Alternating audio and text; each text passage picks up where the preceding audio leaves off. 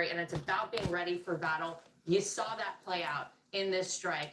Kudos to everyone who was involved in this. It was executed flawlessly. You know, Laura, you mentioned the DEA headquarters, and you do see that wanted poster when you first walk in. And then there's also an exhibit called The Faces of Fentanyl.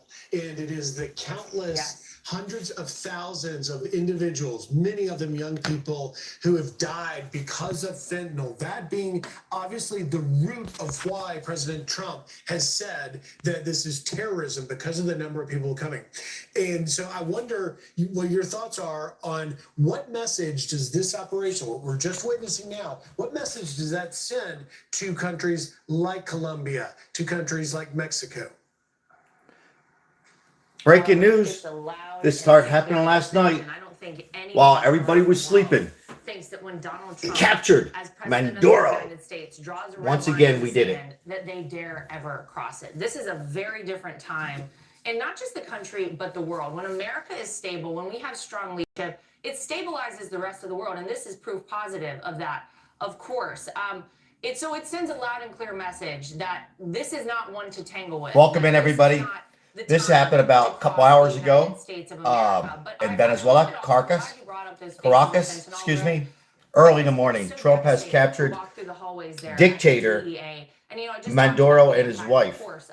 The fentanyl deaths and the illicit drug deaths here in the United States. Good morning, good morning. I wasn't sure about this last night when I went to bed, but it is sure. Drug overdoses. He is an amazing president. Let's listen in. Labeled fentanyl a weapon of mass destruction. He took action whenever he labeled these drug cartels and foreign gangs as foreign terrorist organizations. And good morning, AK.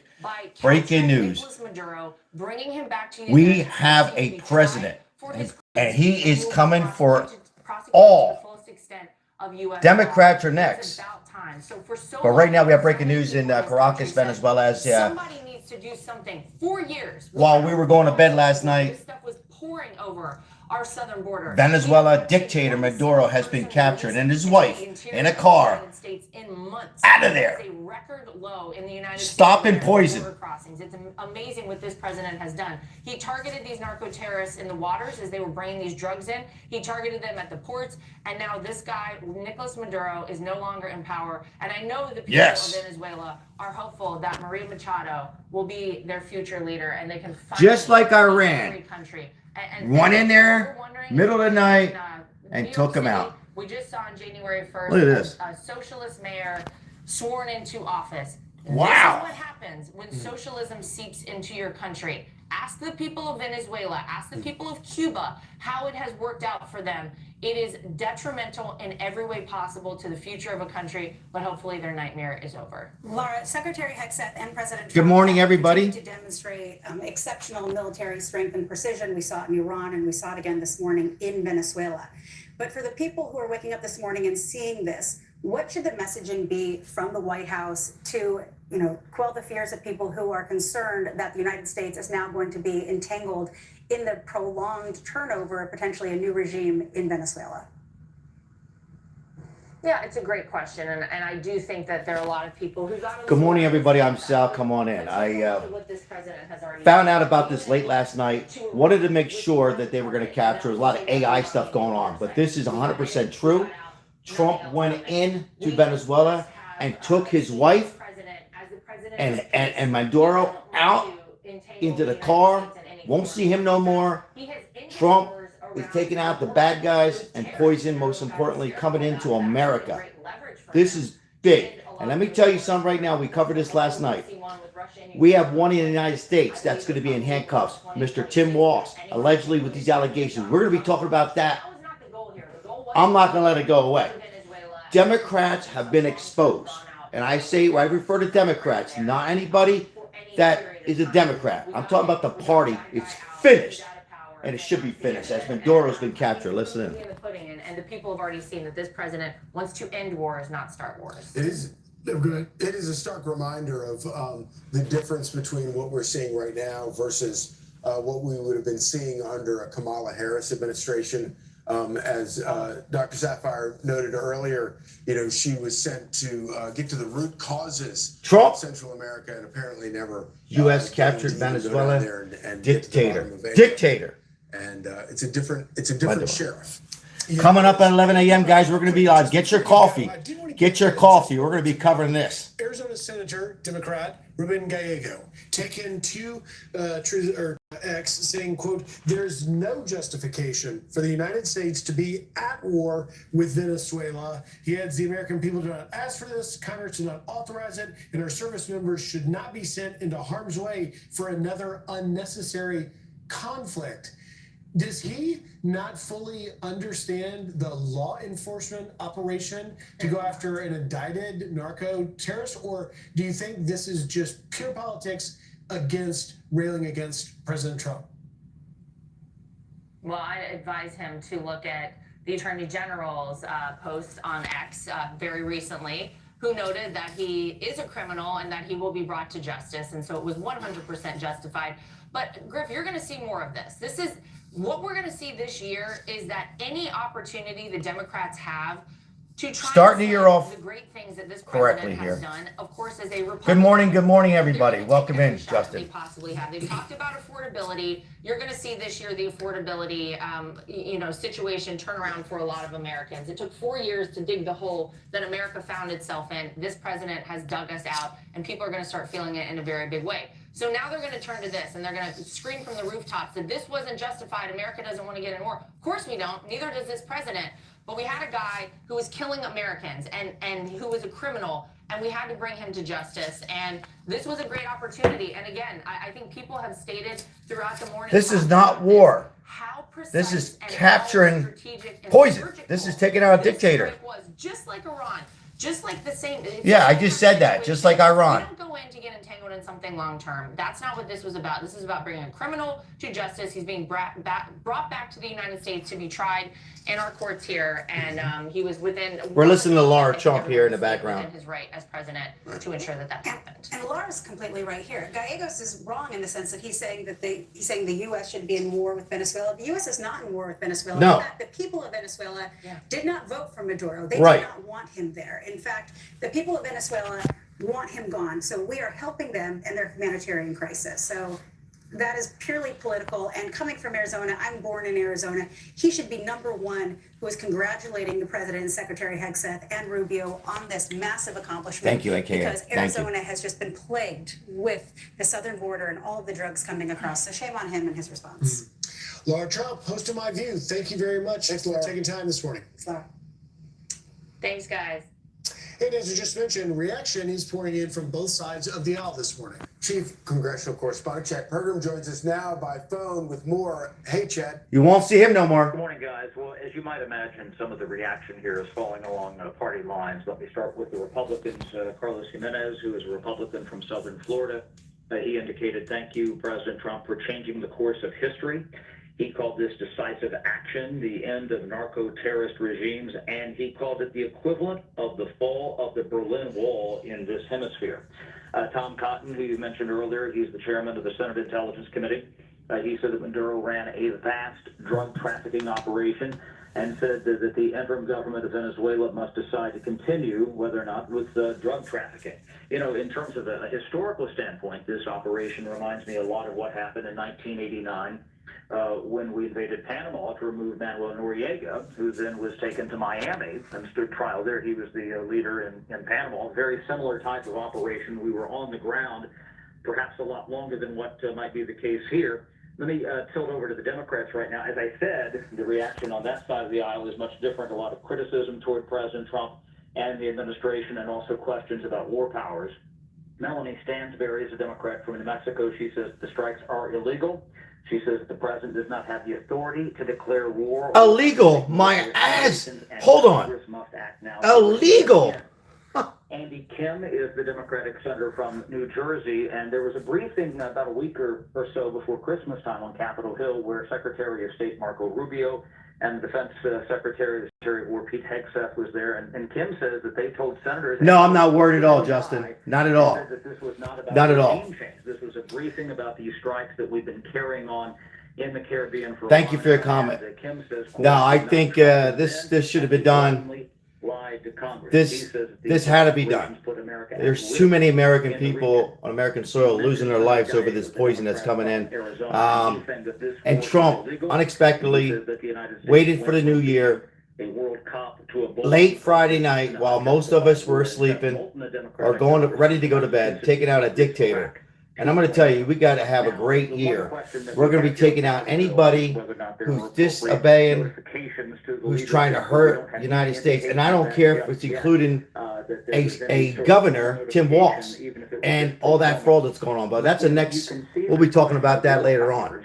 But they took him out. We have the right to declare war. There is This is not war. as to whether or not the president can do this under his powers. Venezuela did not want this man. Majority of them did not want drug trafficking going through their country. Some sort of authorization. Again, we've not declared war since the 1940s, and that was against Romania. But routinely, we do. Look at that, guys. Look at that. A lot of people say we're still, using these authorizations that were approved by Congress back in 2001 for the war on terrorism, and they lean on that, although some people think that that's calcified, or even the authorization in late 2002 to go into Iraq. So when Congress comes back, the Senate is back late on Monday, the House is back on Tuesday. This is going to be a central question on Capitol Hill. Chad, if I could just very quickly, because you're talking about the AUMF, the authorization. Okay, I'm getting some more news in here, guys. Bear with me if you don't hear me. I'm looking up something here. AUMF on this, but also it's clear that this was in conjunction with law enforcement. So would there be a specific rule, or is there a reason why the president, Trump, any administration would have to notify congressional leaders and particularly seek that AUMF to go after an indicted narco terrorist? No. Under the War Powers Resolution, which was approved in the 1970s in response to what the United States was doing in Vietnam, basically they have to come within certain intervals of time to Congress and keep them informed on what they're doing. And we've seen situations over time where maybe some of these operations that we've been involved in overseas have gone south. I think about Mogadishu in 1993, and at that point, Congress specifically, because they felt that they were doing these, as Robert Byrd, the late senator from West Virginia, called it a cops and robbers operation. Welcome in, everybody. Breaking news on this Saturday morning, So, you can January 3rd. A little bit of a, This is Caracas, Venezuela, as they captured Mandoro and his wife. And I'm hearing some other associates and these drug cartels. Thank you very much. In the hands of the United States Chief political military. anchor and host of Special Report. And Brett, you'll be anchoring in just 2.5 hours the live press conference coming from Mar-a-Lago. But it is interesting. Live press conference coming up. There, and we've been highlighting some of the We'll cover that. reaction. It does appear that a large number of Democrats are really just leaning in. And we highlighted a little earlier Senator Ruben Gallego of Arizona, Democrat, saying that second unjustified war in my life. This war is illegal. It's embarrassing that we went from It's not illegal. cop to the war bully in less than 1 year. There's no reason for us to be at war with Venezuela, and it goes on. You see there, but it's pretty clear that this isn't a declaration of war. Yeah. Good morning again. I love Chat program and a little bit of at war and not a little bit pregnant. He always has the great phrases. But I think that this is interesting, and this is going to be the subject of the 11 a.m. news conference. A lot of it. You'll get a lot of details about how long this operation was in effect, and how much planning and how successful it was.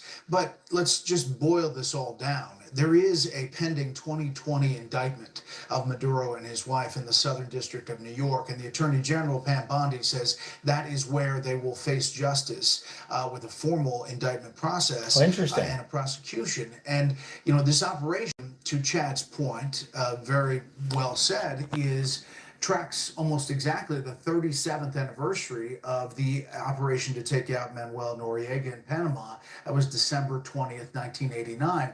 Very similar operation. He was convicted of drug and money laundering.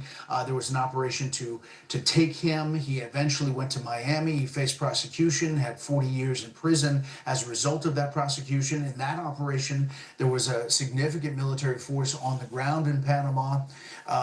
There were legitimate questions, as I mentioned before, about briefing Congress and the top bipartisan officials on the leadership in the Senate and House Armed Services, or rather intelligence committees. But this operation is going to track that Manuel Noriega operation as far as its legality. And it is a legal operation where there is an indictment pending for Maduro and his wife. And I just want to read from this legal framework of the original indictment and how it's phrased. You put up pictures of Maduro. Maduro helped manage and ultimately lead the Cartel of the Suns, a Venezuelan drug trafficking organization comprised of high-ranking Venezuelan officials. As he gained power in Venezuela, Maduro participated in a corrupt and violent narco-terrorism conspiracy with the Revolutionary Armed Forces of Colombia, the FARC, a designated foreign terrorist organization.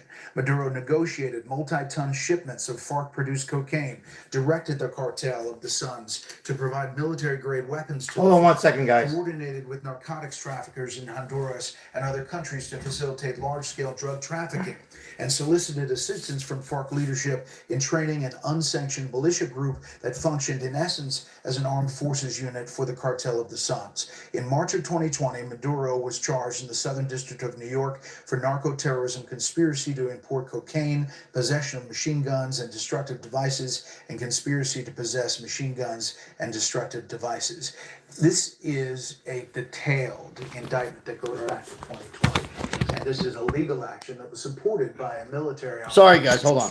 to protect those going into. Got to get my coffee. Be right back. Listen in. Breaking news, guys. Pointed out earlier, Brett, there are plenty of legitimate questions about authorization and to what degree. Can you guys see? Okay, I'll be right back. But as a logistical matter, I would imagine that the Trump administration would make the argument that this was a successful operation. We got him where he slept under the cover of darkness. We did it in a matter of minutes or hours. Can you imagine if we had to go to Congress, especially with the fraught politics of today, and the danger that any sort of operation like that could have been leaked out? I can hear President Trump now sort of weighing in on all that. 100%. That's going to be his answer. He's going to say Congress leaks, and he's going to, See, I'm back, guys. Real quickly. Reason for the secrecy and what. If anybody, right now there's no fly zone in Puerto Rico. Right, Puerto Rico's right next to Venezuela. I'm just bringing this up today. I'm finding out more information here. So, the impact here for me is, I don't think there's going to be any impact on the United States of America. But no fly zone. This happened late last night, probably around 11 p.m. I was watching a little bit of it. I wanted to make sure there was no AI. They captured Maduro and his wife, some associates. These were drug cartels. You call him what you want to call him. You can call him a dictator. He wasn't a president. Regularly against individuals. President Barack Obama killed an American citizen under this kill list policy. If Obama can vaporize an American citizen without even a criminal charge, Trump can capture a foreign citizen with a pending criminal indictment without prior congressional approval. You do not need congressional approval. You heard it there. More important, I think, are the questions that they will face and the president will get at the 11 a.m. news conference about next steps. Who is leading in Venezuela? Does that person become the next target? How can you install the opposition forces? Has that been negotiated beforehand? What are the next steps? What are the next countries Love Marco Rubio that you're concerned about? Colombia next door, Mexico. How does that play out? And I think that those are the Get 'em all. questions as far more than the process questions of congressional approval in this operation. And just to pick up on that for a second, Brett, because that's such an important question about what happens next, because as Victoria Coates was telling us a little earlier, raising a great point, which is, will the generals, and some of them are among those in that indictment from 2020 that were accused and indicted for being part of running the Cartel del Sol, that were working under Maduro, will they accept someone like Maria Corina Machado, who, as you well remember, won the Nobel Peace Prize? She then, in turn, dedicated it to President Trump for his efforts. You know, will they accept it? And if they won't, what sort of situation will we then have on our hands with regards to President Trump's effort to get the opposition party in power? Those are great questions, Griff. And I think that Machado probably knows who's listed in those indictments, probably knows exactly who is on the good side and the bad side as when it comes to the military people. And they'll have to clean house if they take over in that way. I think getting to that point A to point B, is really the big question here, and how long that takes and how the U.S. is involved. If I had to guess, we have a pretty detailed level of information about what's going on the ground. And anecdotally, you're hearing from Venezuelans already, as the sun has risen there, that posters of Maduro are being ripped off buildings. There's on social media video of people taking to the street and celebrating. There are intelligence officials who were said to just leave their posts once they heard the bombs dropping. So I'm not sure there's going to be a lot of courage when it comes to inside the Okay, I'm back, guys. under Maduro, but we'll see. Brett, do you anticipate any more arrests being made? As Griff just mentioned, it was Welcome in. Good morning, everybody. on the indictment. There are many more, including some of those generals. Do you think that the operation may not be over, maybe in terms of military strikes, but that more arrests will be made? Another good question for the 11 o'clock. I think that there's, I sense that there's not a lot of movement right now as far as getting back on the ground. I think they wanted this to be tactical and surgical, in and out, get the leader, and we should say not the elected leader, the disputed leader and his wife out to face charges, and then see where the dust settles with the others. We have been on the ground dealing with opposition forces for some time. And I think Incredible, huh? Ladies and gentlemen, welcome in. I'm your host, Al. Late last night, they took out Venezuela Maduro and his wife, and probably many others into custody. 60 seconds ago, Vice President J.D. Vance has now weighed in on X, and he says this: the president offered multiple off-ramps, but was very clear throughout this process the drug trafficking must stop, and the stolen oil must be returned to the United States. Maduro is the newest person to find out that President Trump means what he says. And he adds, kudos to our brave special operators who pulled off a truly impressive operation. So there you have it. We're learning a little bit more. Yeah. Does this look familiar, guys? More and more as the morning progresses. I think another big question is, A couple months ago, we took out the nukes in Iran. They really are tied. And now they just got Maduro. Like their lifeblood. And you may see changes coming to Cuba. And is that next? Cuba's next. By the way, guys, if you're just coming in and you have a flight to Puerto Rico, all flights have been canceled to Puerto Rico. In Latin America, and on a number of different fronts. We are not at war. I repeat, we are taking out the bad guys and their wives and their partners, in this case, poison from coming in America. He gave them plenty of chances. Cuba will be next. And we're also going to stop more poison and fraud Vice President Vance says in Minnesota and Ohio. Maduro is just the newest person to learn that Trump's message is very clear that, quote, the drug trafficking must stop. And when I hear that, I think, what must Claudia Sheinbaum, the president of Mexico, be thinking? What message does this operation potentially set up for her? Now, she has taken to social media seemingly condemning this by simply pointing to Article 2 of the UN Charter, talking about not, infringing on sovereignty rights of another country.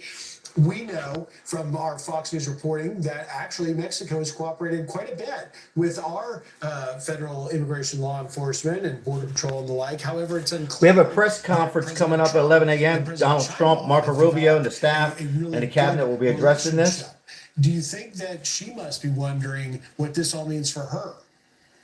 100%. I mean, the Mexican president, the Colombian president, I know you had the guest on who's running for Colombian president, and I think that all of those leaders have to be looking that's that. over their shoulder as far as what that means and where this goes and tying to the drug cartels. That's the ultimate threat here, is the drug cartels and the use of these different cartels to funnel drugs into the U.S., thereby making the case against these leaders. I'll tell you something here that wasn't going to say, but we were contacted through intermediaries to have potentially an interview with Nicolas Maduro in recent weeks, and we were in the process of kind of having back channel communication. Thank you so much. I appreciate it. Come to Caracas. It was not Damas feasible. 7613. Thank you for those kind words. I greatly appreciate you. Good morning, guys. Those might be in other countries. Good evening. Breaking news wrapped around. Let me just lower this a little bit, and then we'll talk. They're going to discuss what's next. Nicolas Maduro saw that this. Good morning, everybody. I appreciate it. This around about 10:30 last night, West Coast time, so approximately 2:30 in the morning, East Coast time. There was stuff floating around the internet on X.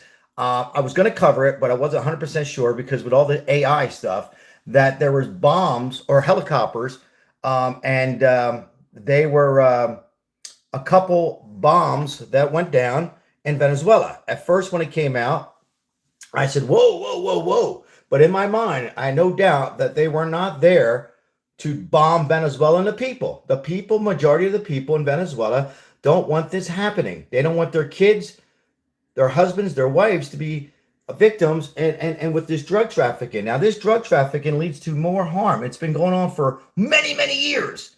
And it's poison that comes into the United States of America. And it goes through, other parts of the country. And it's not good. And Trump is a leader. God, he is not sleeping. I don't think people realize we were sleeping for the last 4 years. And it's terrible. And now we have a president we could put our head on that pillow and go to sleep for a few hours and knowing that our country's safe. And let me tell you what's next. Next, he's taking down the Democrats. And I'm talking about the poison in the Democrats. We have Democrats that are committing fraud. Fraud now, we're going to be talking about this afternoon. I had to break the news in Ohio now, and California, and Gavin Newsom, and Chicago. These politicians have been corrupted. They've always been corrupted. Let me be honest. It's happening on the Republican side as well. He doesn't care. And majority of it right now is the blue states. And right now he took out a dictator. And for Democrats saying that this was illegal, ladies and gentlemen, there was nothing about illegal. Why can't the Democrats for one time, if they want to save their future, because for me, the party is finished, I think, for 20, 30 years. It's not too far-fetched. If you're a Democrat, you're going to be disappointed. You might as well just vote for the next president, which will be Marco Rubio. Amazing accomplishment. Nobody knew that this was going to happen. I kind of knew it was going to happen. I didn't think it was going to happen on the 3rd of January. He's keeping our soil, our kids, and everything. We have a leader. He's not sleeping. It's not being run by other politicians. He's a president who's in charge with some great people around him. Pete Hegseth and Marco Rubio and J.D. Vance and a few others. He's got a wonderful team. He's not perfect, Donald Trump. I've called him out. But at least we know he is on top of things. And I'm telling you right now, I'll say this name again, Marco Rubio. You think that Trump is tough? Ladies and gentlemen, in 2028, I know some boos are going to come out about J.D. Vance. But for me, I'm not 100% in J.D. Vance. He's great. Marco Rubio is going to be Trump on steroids. So you think right now we're tough? Wait till we get Marco Rubio. Democrats will have to sit back, and they should be happy that we're doing this stuff. And they're saying that this was against the law. What against the law? You got drugs poured into the country. You're not talking about a president who's organized, who made a few mistakes in Venezuela. That's one thing. But he is behind this. He is the drug ringleader in Venezuela. Do we understand that?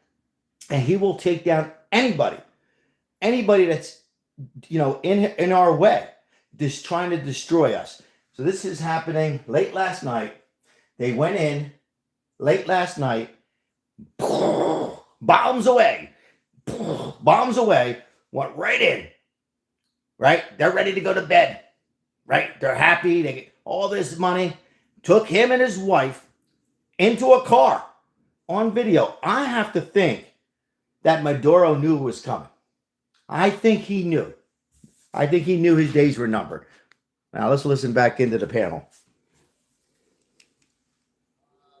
By using Venezuelan state resources.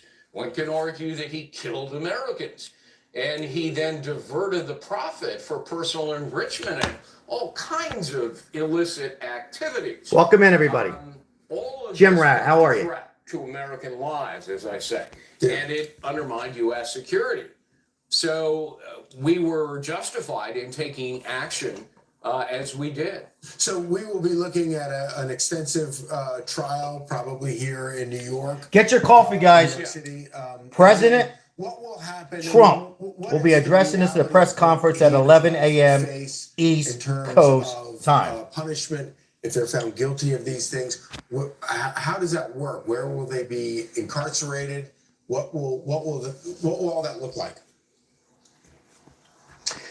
Well, if convicted in a federal prison in the United States, and I guess the best way to look at this is to compare it to the U.S. quick action strike in Panama, as you were discussing earlier back in 1989. Explosion. To capture its leader, Take him out. Manuel Noriega. I remember it quite well. U.S. military forces moved in at lightning speed. They captured Noriega. They brought him back to the States. He was prosecuted successfully and convicted for, racketeering, drug smuggling, money laundering. In fact, his conviction rap sheet looks very much like the indictment against Maduro. Right. And back then, Noriega was connected to the Medellin cartel. Caracas, Venezuela, you're taking a look at, folks. Caracas, Venezuela. Eventually, he was released. There is no fly zone right now in Puerto Rico. If you have a flight to Puerto Rico, it's been pretty much delayed for a while. For crimes he committed in his home country. So, if you're trying to figure out what's going to happen to Maduro, look at Noriega, who eventually died in custody. Hey, Greg, so to that point, just moments ago, Vice President Vance again taking to social media. This time he sort of added to what he'd said before, saying for everyone saying this was illegal, Maduro has multiple indictments in the United States for narco-terrorism.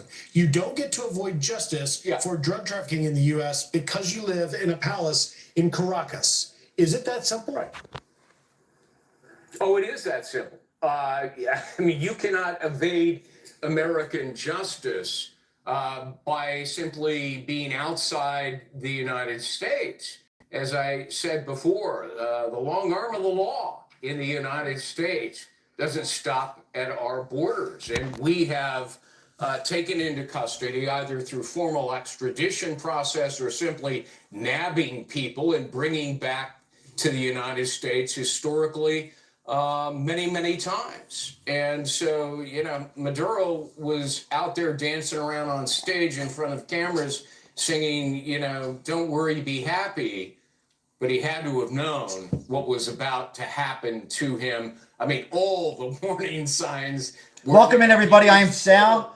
Appreciate the likes. We're going to be live for a long while. Get your coffee. We're going to be covering this ongoing captured of Maduro in Venezuela and Caracas and his wife and his associates and these drug cartels. I think to see how once again Trump is keeping Americans to quickly safe. Jump right in and try and attack President Trump politically win their argument about the illegality, considering that they have a indictment going back I appreciate the likes. Administration for carrying that out, and of course the president you sided with Manuel. I know it's early. We're early in the West Coast. We appreciate you, but this is breaking news. Breaking news here. It's been breaking the last couple hours, actually. We want to bring in now Alireza Jafarzadeh, Deputy Director, National Council of Resistance of Iran. And Alireza, thank you for getting up. I was looking at Khamenei, Ayatollah's Twitter, and not surprisingly, he doesn't seem to approve of this sort of thing. We're getting more reaction from the world leaders out there. But let me ask you, Alireza, what message might this operation in Venezuela send to the Ayatollah in Iran? Well, Griff, I think they're next. Is a Iran's very sad next. day for the Ayatollahs ruling Iran, because leader Khamenei has lost his biggest ally in the Western Hemisphere, who, by the way, just a few days ago supported the regime in suppressing the protesters. But also it's an additional concern for Supreme Leader Khamenei, who was already thinking about the fate of Barbara, how are you? his biggest Good to see ally you, my in the friend. Middle Good East, morning, that was good morning. Assad in Syria. Good afternoon, Now, good evening. when the organized force If you're just coming in, confronted this is live Assad, footage. who was rejected by his And own Caracas population and local was time overthrown at in 9:56 days. at Venezuela. Interestingly, the If case you of just bring Iran, everybody up to there date, is I'll lower the a volume a little bit. organized force, Trump on has Iran. captured Venezuela Seventh day dictator of the Maduro. protests It in started many around 11 o'clock, cities 10:30 in last night, West Coast all time. provinces of With all this Iran. AI, People wasn't chanting, sure if it was "Death to the 100% dictator, true. death But to Marco Khamenei." Rubio, secretary, Down with the oppressor, went the in. Shah or the supreme leader, Our military, making it a very couple clear strikes, that the same way that the people of Iran overthrew gave a Shah's warning, dictatorship, who was corrupt, gave another who was a warning. single-party When I say rule, warnings, the same way that Trump they're has fighting, warned dictator the Iran Venezuela, regime, and they're Maduro, bringing it down the same way stop that the people drugs brought boats, down stop the Assad drugs in from coming Syria. in. He says So no. this is He was certainly laying in bed not a with good his day for wife, the Ayatollahs. I think they get and they the captured message him. that And if dictators Iran wants to start and nukes, proxies who we'll are take the allies nukes out of again. Iran Better yet, is we'll take going him out down too. one after the other. But yet the president recently, on a post on Truth Social, put the Iranian leadership on notice that if they continue to kill and they are not treating their civilians appropriately, that the United States. This is will his step wife and in. him right here. What do you think, again, this military action continues to send the message to Iran? I mean, they are clearly on notice. Do you think that there will be any change in what we're seeing in Iran right now? Great because of question. what happened with the strikes? Well, I think certainly the tweet you mentioned by the President of the United States, President Trump, was surprising for the Ayatollahs, because the regime is not used to getting this kind of statements by Western leaders. In fact, the past 4 decades, there has been really a policy of appeasement of the Iranian regime, tolerating the terrorism of the Iranian regime, tolerating their nuclear weapons program, tolerating the repression of the Iranian people by the regime. I hope this is going to signal to the regime that there is a big shift globally and against the dictators and against the. Are we allies at of war? the Iran regime. In the chat, It's are also we very at war? encouraging for, Leave me your the people of comments. Iran Make them to- brief. that, Are we at they war feel with that the Venezuela and other always countries? Are we wants starting that something that we over shouldn't 10 do? feet tall, And they're then I'll farther dominating everything, take your comments. And they have this aura of What do you think? invincibility. That's gone. Or did we do the right And I thing think and taking that's so out important drugs to and really keep poison the that are focus entering the on United States and going development through inside other Iran. parts of the There is an world? organized Leave me your force, thoughts. history Like to of hear around from you. 40 years And of Caracas, fighting Venezuela, we are reporting interestingly today, when overnight, Khamenei spoke before taking out the fall Maduro of, and his wife. Maduro, the regime supporters were chanting death to the United States and death to the MEK, which is the main force fighting the Ayatollahs, the same group that exposed the nuclear sites of Iran. So I think what we see in Iran is very encouraging, and it's so important for the world leaders to understand that the whole situation has shifted inside Iran towards change, towards a future. Good morning, Mike. Good morning. Very different from the past history of the past, 50, 60 years ago in Iran, that is going to be for freedom, democracy, and political pluralism. There is an organized force with a platform for change that is based on separation of religion and state, equality for men and women, and freedom of religion, and a non-nuclear republic, Iran. Great insight. Can't wait to hear from President Trump. Appreciate that. Always a pleasure. All right. The 9 a.m. hour of Fox and Friends Weekend starting right now.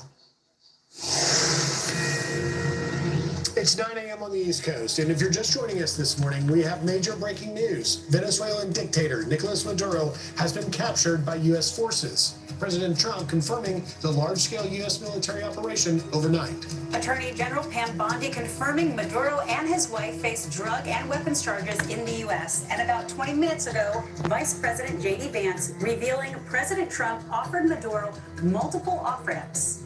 All this comes after explosions rocked the capital of Caracas and surrounding states early this morning. President Trump is expected to hold a news conference from Mar-a-Lago at 11 a.m. this morning. But first, he joins us now by phone. And let's get right to the President of the United States. Let's listen in. President Trump. President Trump, thank you so much for joining us this morning.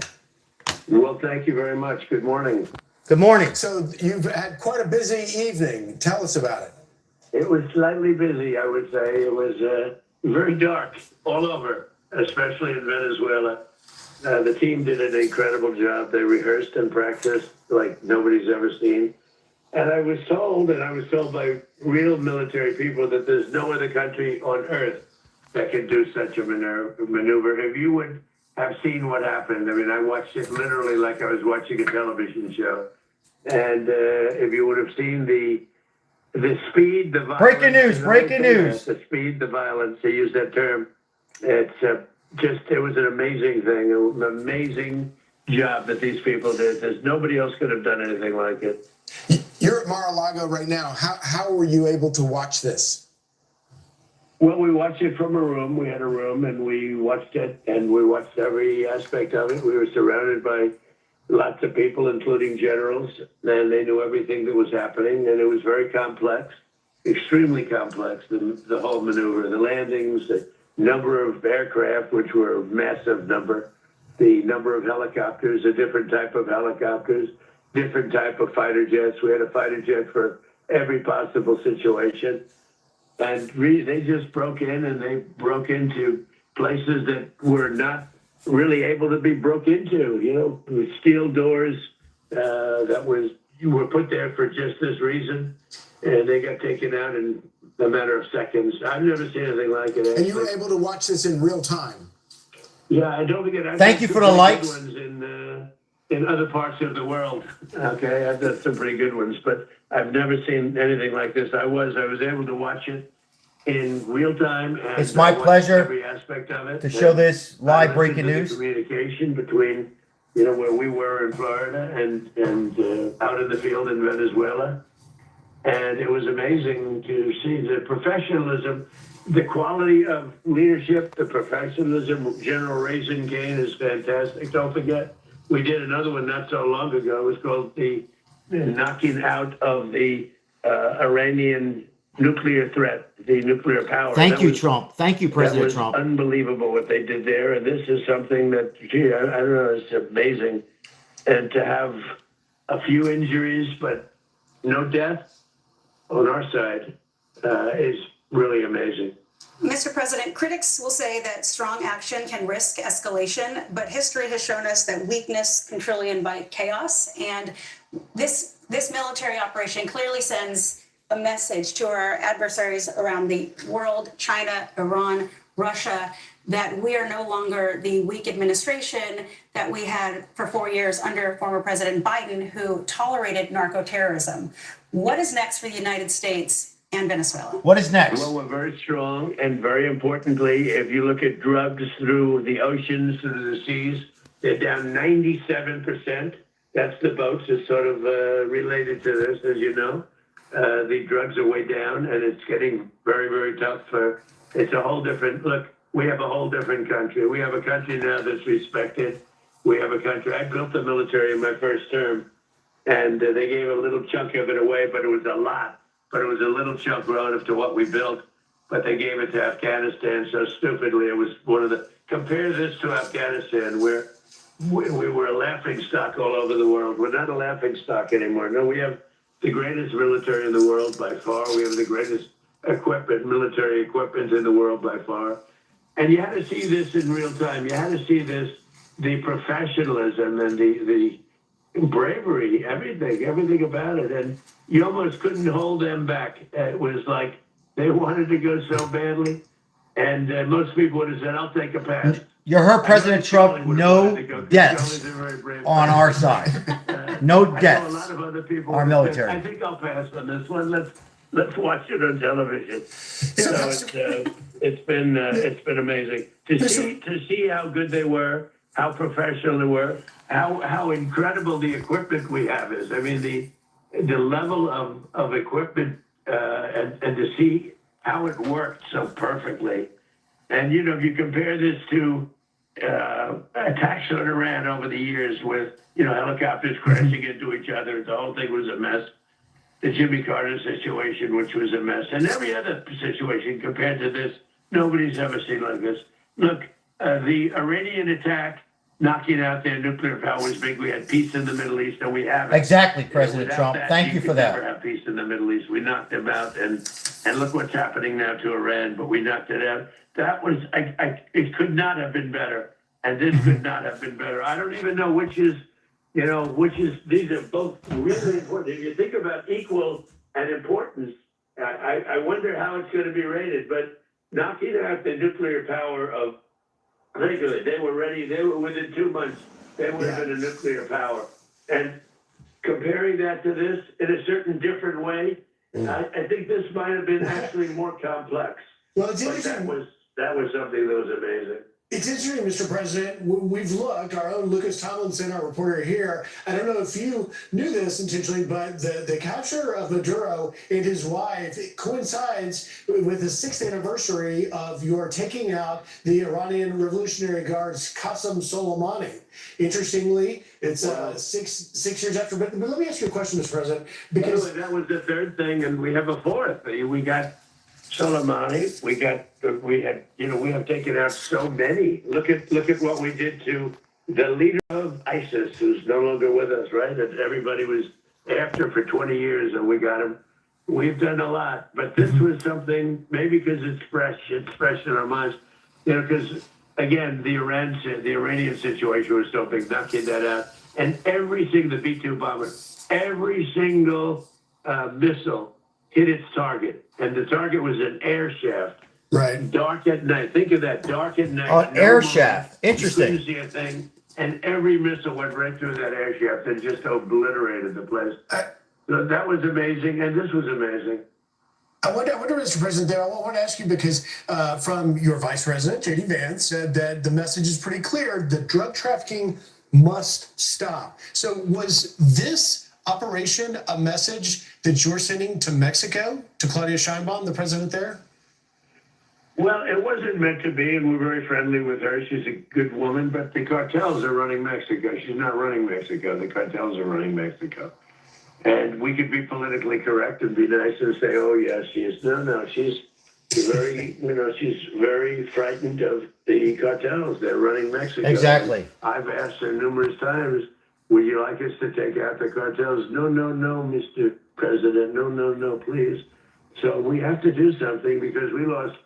The real number is 300,000 people, in my opinion. You know, they like to say 100,000. 100,000 is a lot of people. You're looking at live footage of Caracas, Venezuela, around 10:08 in the morning their time. All flights to Puerto Rico, of course, Venezuela, have been postponed. Canada too, by the way. You're listening to President Donald Trump. But they come in through the southern border, and something's going to have to be done with Mexico. Why did you decide to do this? Mexico next. Are you talking about calling you people or the chat? No, taking Because out. I'm not sure which is worse. If you want to know, I'm calling you. I haven't spoken to anybody else because Charlie Heard has been a great friend of mine for a long time. He was with me when it was not fashionable. Love our president. And those are the Love people our president, ladies and He gentlemen. was with me, Charlie, when it was. Who loves Donald Trump in the chat? So Put a that's the yes. reason I'm Who doing loves this. Donald Your Trump? show is great. You're I'm doing very a great grateful job. What to a good team. But You I have a meant, great why team. did you make the decision to take out Maduro this morning? And what was Maduro doing when our guys He was sleeping. came in on him? So we were going to do this 4 days ago, but the weather was not perfect. The weather has to be perfect. And we had just the perfect weather. We had, very good. A little bit few more clouds than we thought, but it was good. We waited 4 days. We were going to do this 4 days ago, 3 days ago, 2 days ago. And then all of a sudden it opened up and we said go. And I'll tell you, it was just amazing. And what was he doing? He was in a very highly guarded, like a fortress, actually. He was in a fortress. That we had nobody killed was amazing. I think we had nobody killed, I have to say, because guys were hit, but they came back and they're supposed to be in pretty good shape. But that we had nobody killed, that we lost no aircraft, everything came back. We got it all back. One of them was hit pretty hard, but a helicopter, but we got it back. But it just was the right time to do it. We had to do it because it's a war. We're losing 300,000 people a year. We don't lose that much in a war. Okay, if you look. And we had to do it. But he was We had to do it. In a War. house that was more like a fortress than a house. It had steel doors. It had what they call a safety space where it's, solid steel all around. He didn't get I agree with that comment. He was trying to get into it, but he got bumped Kenneth, up so fast great comment. that he didn't get into that. We were prepared. We had, massive blowtorches and everything else that you need to get through that steel, but we didn't need it. He didn't make it to that area. Oh, they got his wife Mr. too. President, your war on Captured. narcoterrorism from our southern border and beyond clearly will save American lives. Moving forward for Venezuela, what do you think is next for the Venezuelan people now that you have removed Maduro so that he can face American justice? Well, we're making that decision now. We can't take a chance on letting somebody else run and just take over where he left or left off. So we're making that decision now. We'll be involved in it very much. And we want to do liberty for the people. We want to, have a great relationship. I think the people of Venezuela are very, very happy because they love the United States. They were run by essentially a dictatorship or worse. It couldn't have been worse. It was a terrible thing that was taking place in Venezuela. But look, tremendous numbers of people were being killed through drugs.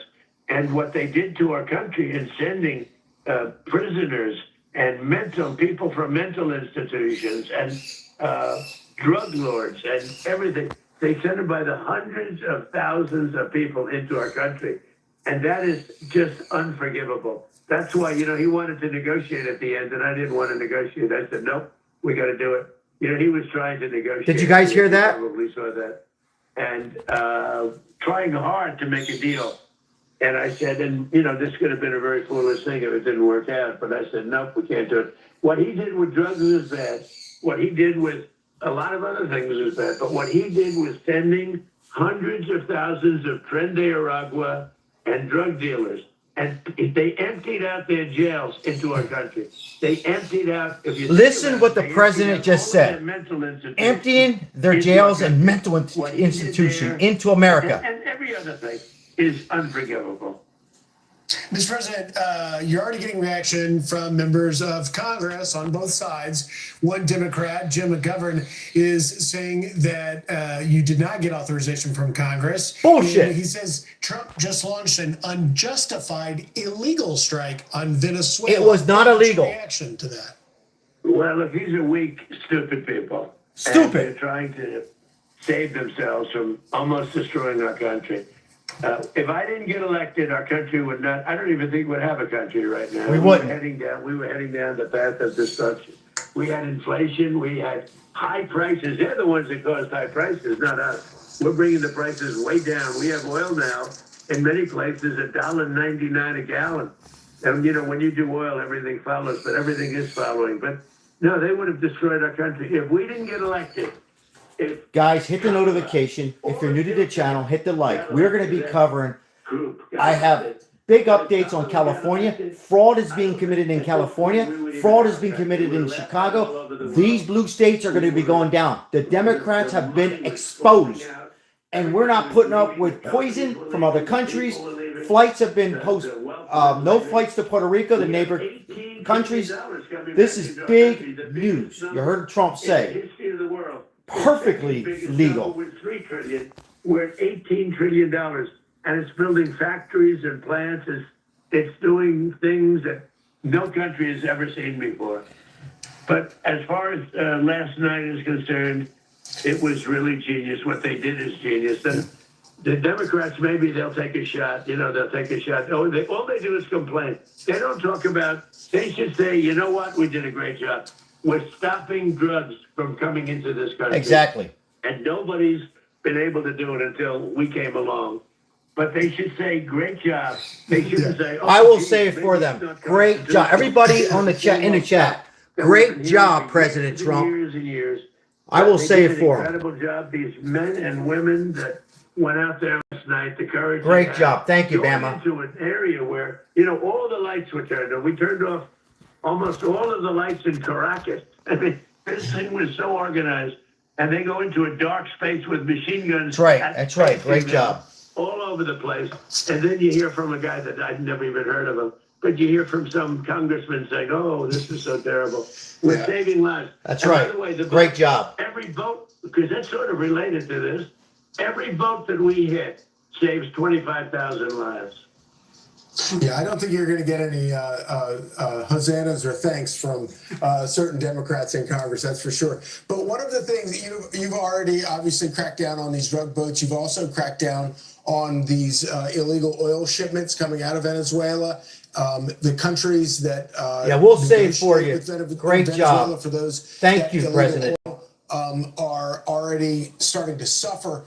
What do you see as the We're not going to future take it of anymore. Venezuela's There was a good oil song industry? put out. We're not going to take I it think that we're anymore. gonna Thank be you, very Bama. strongly involved in it. That's all. I mean, what can I say? We have the greatest oil companies in the world, the biggest, the greatest, and we're going to be very much involved in it. We can't do something like this, and we're prepared. You know, we were prepared to do a second wave. We were all set and this was so lethal. This was so powerful that we didn't have to, but we're prepared. We're out there with an armada like nobody's ever seen before, and we're prepared, and frankly, probably thought we were going to have to do it, but we were prepared for a second wave going in. Mr. President, sorry, Nicole, can I just follow up on one thing? And that was when part of Vice President Vance's tweet about an hour ago said that you offered several off-ramps to Maduro that he didn't take. What did those off-ramps look like? Well, basically... Thank you, Barbara. Appreciate it. Thank you with the floating heart. Thank you.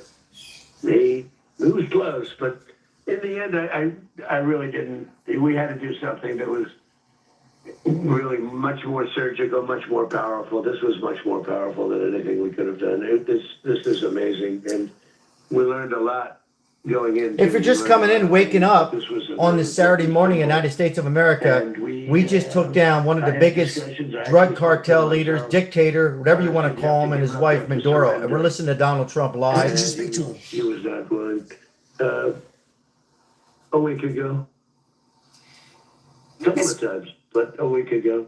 Mr. President, you know, this is clearly a signature moment for your administration, this military strike, the capture of Maduro. We've had a lot of signature moments. It certainly was. Let's add it to the list, one of the signature moments. But what do you say to the people waking up to this news this morning who are concerned Good morning. that these Good morning. actions may result in prolonged involvement of U.S. military in Venezuela?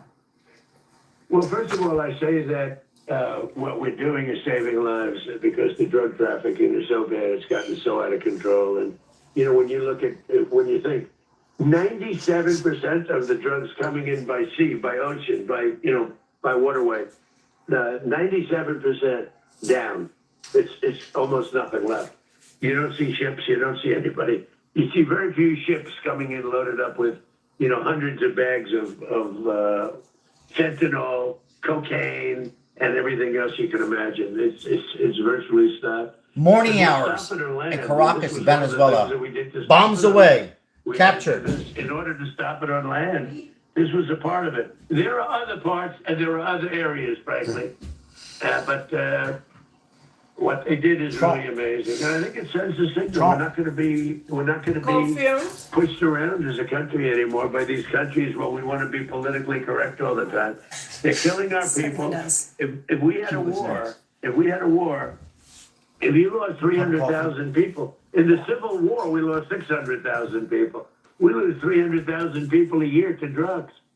And Yep. we're not going to allow it anymore with any country. You said that you were prepared for a second wave, and I assume that you still are. But what does the future look like for the Maduro loyalists who are still in Caracas and I assume have not yet fled or been removed? Well, if they stay loyal, the future is really bad. It's really bad for them.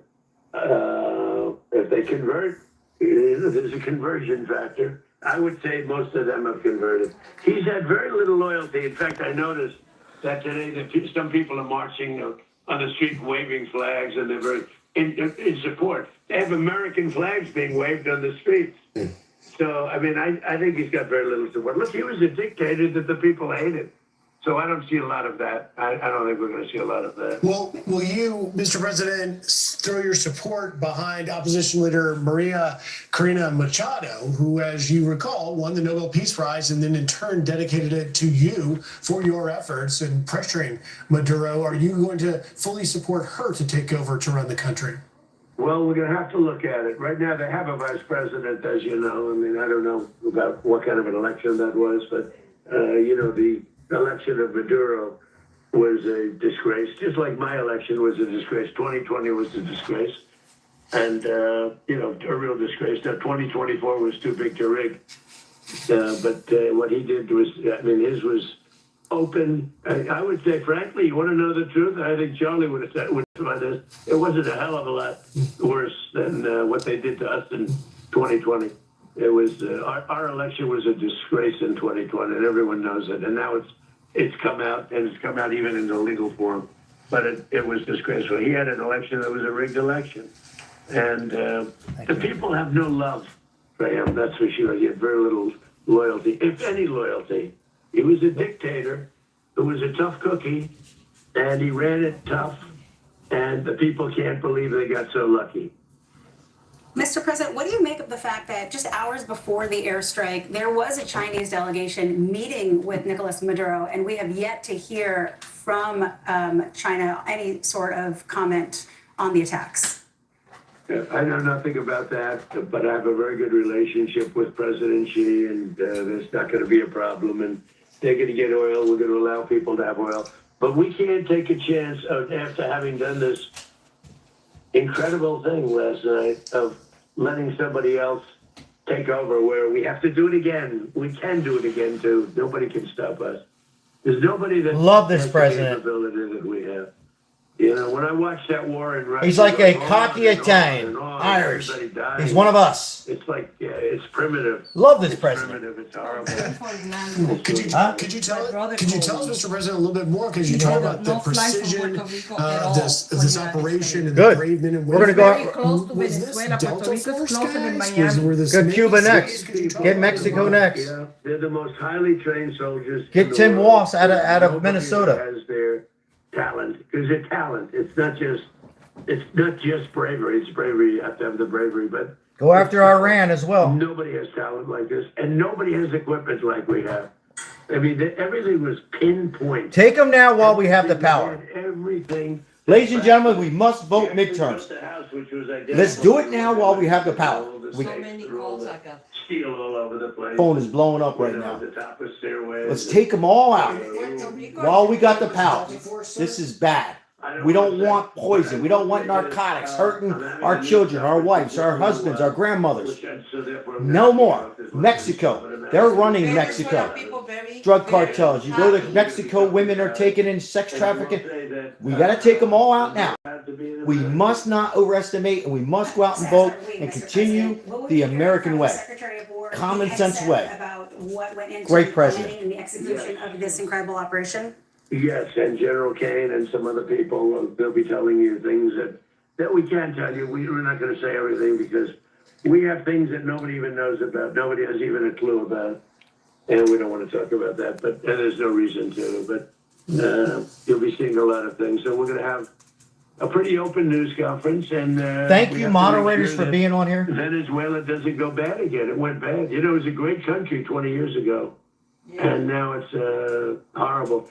Remember, I used to say that if they get elected, the other side, the people that we're talking about, if they get elected in our country, it will be Venezuela on steroids. Do you remember that? We used to say that Absolutely. all the time, Charlie, right? Well said, President Trump. We would have been Venezuela on steroids. meaning we would have been a bigger version of Venezuela, but the end result we would have been a failed nation. Had they gotten elected, we would have been a failed nation. So I'll get ready for a news conference. And, Real quickly before we let you go, though, can you tell us where Maduro and his wife are right this second? well, they'll be heading to New York. Oh. You know, they were indicted in New York. Yes. Wow. Yes. Woo! First, and then. Yes. Venezuela very happy today. They're on a ship, but Okay. they'll be heading into New York. The helicopters took them out. They went by helicopter in a nice flight. I'm sure they loved it. They killed a lot of people. Remember that. They killed a lot of people. And A lot of Americans. even people in their own country, they killed a lot of people to maintain power. He's a very vicious person. Yeah. Well, President Trump, I'm incredibly grateful to you for coming on this morning. Thank you very much, and thank you for your time. We know that you've got a lot on your plate these days, but we're very appreciative. Thank you, and Mr. look Trump. Forward to your press conference at 11. Well, remember one thing, our country now, it's not because of this, but long before this, almost from the time I took office, it's gone so fast. Our country is hotter than it's ever been before. And we had a dead country a year and a half ago. Yep. We had a dead country. This country was dead with Biden and with that group of people. Dead. And if we That's had what we that were. group extended Dead country. through Kamala, this country would have been dead. But we had a dead country. As soon as the borders are. Well, now look at the border. We have nobody coming in through the border anymore. Look at that. So, you know, that's right. The border czar. She was our border czar. She would have been worse as a president than she was as a border czar. So, anyway, which is pretty bad. Have a good time. Thank you very much, Thank you, everybody. Mr. President. Thank you, Mr. President. Thank you very much. Thank you, Charlie. Thank you, Yes, Mr. President. The best president ever. I mean, that was quite Ever. quite an interview for this morning. We did get some new information from the president, which I'm very grateful for. There hasn't been a Quite a lot of lot. information coming out. Lots One of thing that he information. did mention was it seems like one of our helicopters did get hit. He mentioned that maybe there were a couple of people who were injured. He didn't think that there had been any fatalities, but he said he doesn't have a kind of an updated status on them. So that was new information, because what we had been hearing was that there wasn't any sight of retaliatory firepower. So I'm sure we'll hear more about that at the press conference. And Maduro and his wife were snatched from an armored safe house. It sounds like they did not put up a whole lot of a fight there at the very end. What They were fight? taken by chopper. How they gonna to fight us? The Iwo Jima, that is, I guess, part of the flotilla out there, and then will be brought here to New York City to face charges on drugs and terrorism. It is interesting. The Right. president, for whom we were very grateful, called in, certainly was very open to a lot of our questions, and I thought it was fascinating to learn that he spoke directly to Maduro a week ago. Said a couple times, actually. Yeah, tracking with, obviously, Vice President Vance noting in the post on X that there were several attempts for an off-ramp, and then President Trump just now with us moments ago drilling into the fact that at the end of the day, he had to go because of the 300,000 Americans that die. And Every year. clearly that was Every and year. of course, 300,000 Democrats who are now making the case Americans that this losing their operation lives was illegal. over the poison and I from thought Caracas, also Venezuela. No more. was his praise for our men and women. It sounds like they were Army. I'm going to guess they're probably Delta. Maybe we'll find out from Secretary of War Hegseth later today, because I'm very fascinated with how they were able to do this, to go into Caracas, Venezuela, and actually take him out of there. And we'll find out, I suppose, a little bit more. And we watched it live in real time From Mar-a-Lago. there from a room at Mar-a-Lago. It must have been a fairly intense, because obviously, you know, especially given the fact that he declined those offers by Maduro to find another way out, it was this was a risky operation took a lot of guts. I think, by the way, I do think there will be quite a few questions at this press conference now about what happens next. And who will be in power. And it was interesting when we asked President Trump if he was backing Maria Corina Machado, the opposition leader, and he said, we have to wait and find out. They're looking at it. Obviously, Delcy Rodriguez is the sitting vice president, and under Venezuela's constitution, if the power goes from Maduro to Rodriguez. So we'll see. But interestingly, they were the illegitimate power. So where does that leave the Constitution at that point? If the illegitimate ruler has now been removed, is the vice president, is that legitimate now? One thing Mr. President also said was, that the U.S. is still going to be involved as this power change does happen, not necessarily militarily, he didn't really say, but at least from a diplomacy standpoint, he wants to make sure that the people of Venezuela do not fall under this very similar narco-terrorism supporting reign. You know who can probably answer some of that? Let's bring in now Senator Tom Cotton, the Senate Intelligence Committee Chair. He's also on the Armed Services Committee. Senator, thank you for taking time. You probably just heard much of our interview with President Trump. And to Nicole's question about sort of what happens next in Venezuela, your reaction to this operation and your answer to that question. Well, thanks for having me on. Did hear your interview with President Trump. First, let me join the president in commending our brave and exceptionally skilled troops. As he said, there's no military in the world that could do what we just did, flew into another nation's territory and executed an arrest on their illegitimate dictator and his wife. And it's important to remember that Maduro is not just an illegitimate dictator. He's indicted in U.S. courts for drug trafficking and narco-terrorism. And now he's going to face justice. And parents across the state of Arkansas this morning are glad that their children are no longer endangered by that drug trafficker. The question that the interim government in Venezuela faces is whether they want to continue down the path that Maduro took them, trafficking drugs, colluding with adversaries like Cuba and Iran, or whether they want to come in from the cold and become a normal nation, rejoin the civilized world, and work with the United States to build more prosperity and stability in the Western Hemisphere.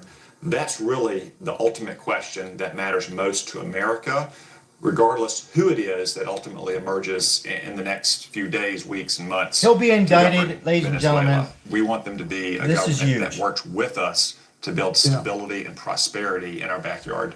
You mentioned how daring that operation was. President Trump told us that he had initially planned this operation for 4 days ago, New Year's Eve, in fact. Let's play that clip, and I would like to get your reaction.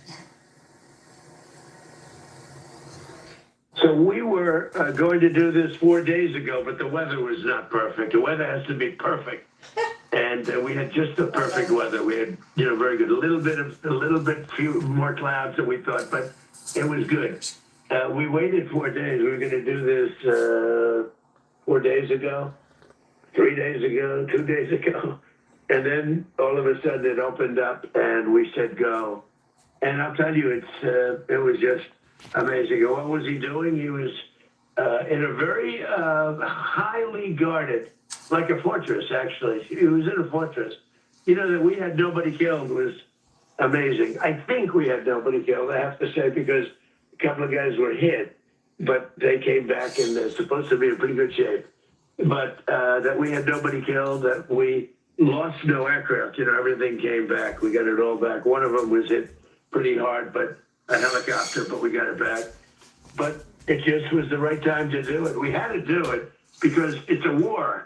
We're losing 300,000 people a year. We don't lose that much in a war, okay, if you look. And we had to do it. But he was in a house that was more like a fortress than a house. It had steel doors. It had what they call a safety space, where it's, solid steel all around. He didn't get that space closed. He was trying to get. Good morning, everybody. He got bum rushed so fast. If you're just waking up, he didn't get into this was Donald Trump a moment ago, and most of us on here listened to. We just captured, a couple hours ago, he didn't make it to that area. a dictator, a drug cartel, Maduro, and his wife. There's nothing guaranteed about this moment that we're in right now. And maybe many more. No, there's not. I mean, this operation was executed almost flawlessly. I spoke with Secretary Rubio this morning. He did share that we did have He'll be personnel, but no He'll kill. be now But on that's never a guaranteed in route back advance. to You New never know York, how a or mission's to gonna New be York, carried out. excuse me. So I really commend President Trump for having the nerve to go forward with this, and the operational security surrounding the mission for days when they were waiting for good weather, and it didn't leak out and didn't therefore ruin the mission. And as the president said, if you're a drug trafficker and you're indicted in U.S. courts especially, the United States is going to come after you. And we're going to arrest you and we're going to bring you to justice. And that's whether you're in the streets of the United States or whether you're in a fortified compound in Venezuela. This is a U.S. indicted drug trafficker. Such people will never have safe haven, no matter where they are or what they call themselves. So kudos to President Trump for making a very brave decision, and to our troops for carrying out that decision. You said you spoke with Secretary Rubio this morning. Can I ask you, Senator, was Congress or any of the committees notified in advance notice of this operation? Not in advance, and that's probably one reason why it didn't leak over these 4 days. Because they were waiting. Welcome in, everybody. I'm gonna lower it down a little bit. If you're just waking up on this Saturday, January 3rd, 2026, 2026, we are starting the year off in a common sense leadership way. 4 years of sleeping. As we go to sleep, speaking of sleep, we had to worry about our country being bombed to hell, taken advantage of, and we were. We're going to be talking about, like and subscribe, more fraud in Ohio, other parts of the states. This is illegal. Do you understand? This wasn't a president of a country in Venezuela. This was a man who was the ringleader, who was sending cocaine, fentanyl, yes, and fentanyl, coming to American soil, off to Mexico. Then Mexico is next. Mexico is running cartels. They are running Mexico and the crooked police. We're not going to have it anymore. They can do what the hell they want. They're not going to bring it here. Trump has warned him. And then he wanted to negotiate. Trump goes, nah, too late. And you heard President Trump say a couple hours ago, or excuse me, a couple minutes ago, he wanted to do it on New Year's Eve or a few days ago, but the weather wasn't good, meaning it wasn't, the helicopters and the military, he wanted to make sure they were safe. Now, he did say one helicopter went down, but he was pretty confident that we didn't lose anybody, at least on our side. Welcome in, everybody. Thank you for all the likes. Don't go anywhere. Get your coffee. Trump has done it again. Guess who's next? Take a guess who's going to be next in the chat. Take a guess. I say we go after Iran because they already made it that they're going to start more nukes that we took out. I say we go after Cuba, too. And a president who is strong and resolute in defense of our interests. What does the future of Cuba look like this morning? Cuba. I just said it. Well, Cuba's already in shambles. They've had massive refugee outflows. I just said Cuba. Their economy is on life support. They've been dependent now for many years under Nicolas Maduro, before that Hugo Chavez, on cut-rate Venezuela. Take him out, too. That's why they provided the bodyguards to Maduro and intelligence support to Venezuela. That's one thing that we certainly would want to see the new Venezuelan government stop, is its support for Cuba. I just said Cuba. And that would put Cuba even more on the ropes than it already is. Senator, let me ask you, so we learned in that interview from President Trump that obviously we now know that Maduro and his wife are aboard the Iwo Jima, USS Iwo Jima, and then will make their way to here in New York. Well, they'll await trial. But you see the vice president in Venezuela currently, Delcy Rodriguez, that took to the Venezuelan airways and demanded proof of life. What do you see? Should the administration, Trump administration, should they show Maduro where he is on the Iwo Jima? Or is there some sort of communication that needs to start right now between this vice president, Delcy Rodriguez, who was obviously the number 2 person? She's the number 2 in. Welcome in, ladies and gentlemen. I appreciate being here. Welcome in. A lot of Well, I think the whole people are digesting this and asking yourselves, was this the correct thing? I don't know how we can even ask that if it's correct. It's important to remember It's a that we president never recognized fighting Maduro for as a us. legitimate leader of Venezuela. And that's for that. matter. Neither did the Biden administration nor much of the civilized world. There is an elected leader in exile in Spain. It's going to take some time to sort things out in Venezuela. But what we want more than anything in the short term in the long run is a government in Venezuela that will work with the United States, that will stop drug trafficking as opposed to empowering and working with drug traffickers, stop human trafficking, and stop colluding with countries like China and Cuba and Iran to build a more stable and prosperous Venezuela and to protect our own backyard. Senator Tom Cotton, thank you so much for joining us. Thank you, Senator. Moments Thank ago, you. President Trump telling us here on Fox and Friends what his plan is for the future of Venezuela. Listen. Well, we're making that decision now. We can't take a chance on letting somebody else run and just take over where he left or left off. So we're making that decision now. If you love President Trump, very much. And put a Y in the we chat. want to do liberty for the people. We want to, have a great relationship. I think the people of Venezuela are very, very happy because they love the United States. They were run by essentially a dictatorship or worse. It couldn't have been worse. It was a terrible thing that was taking place in Venezuela. But look, tremendous numbers of people. Look how many Ys. Look how many yeses. The question was, do you love Donald Trump? Look how many yeses. Very, very few no's. And the no's are just people that are disgusted of their party. The no's means they're disgusted of their party that hates America. Unforgivable. That was Brett Baer, Fox News chief political anchor and anchor of Look at all the Special yeses. Report. Brett, what was your reaction? Well, first of all, it's a major coup for you to get him on the phone, and that interview Good was job, Fox, for fascinating. getting Provided Trump on the phone. Many more details than we had. Thank you.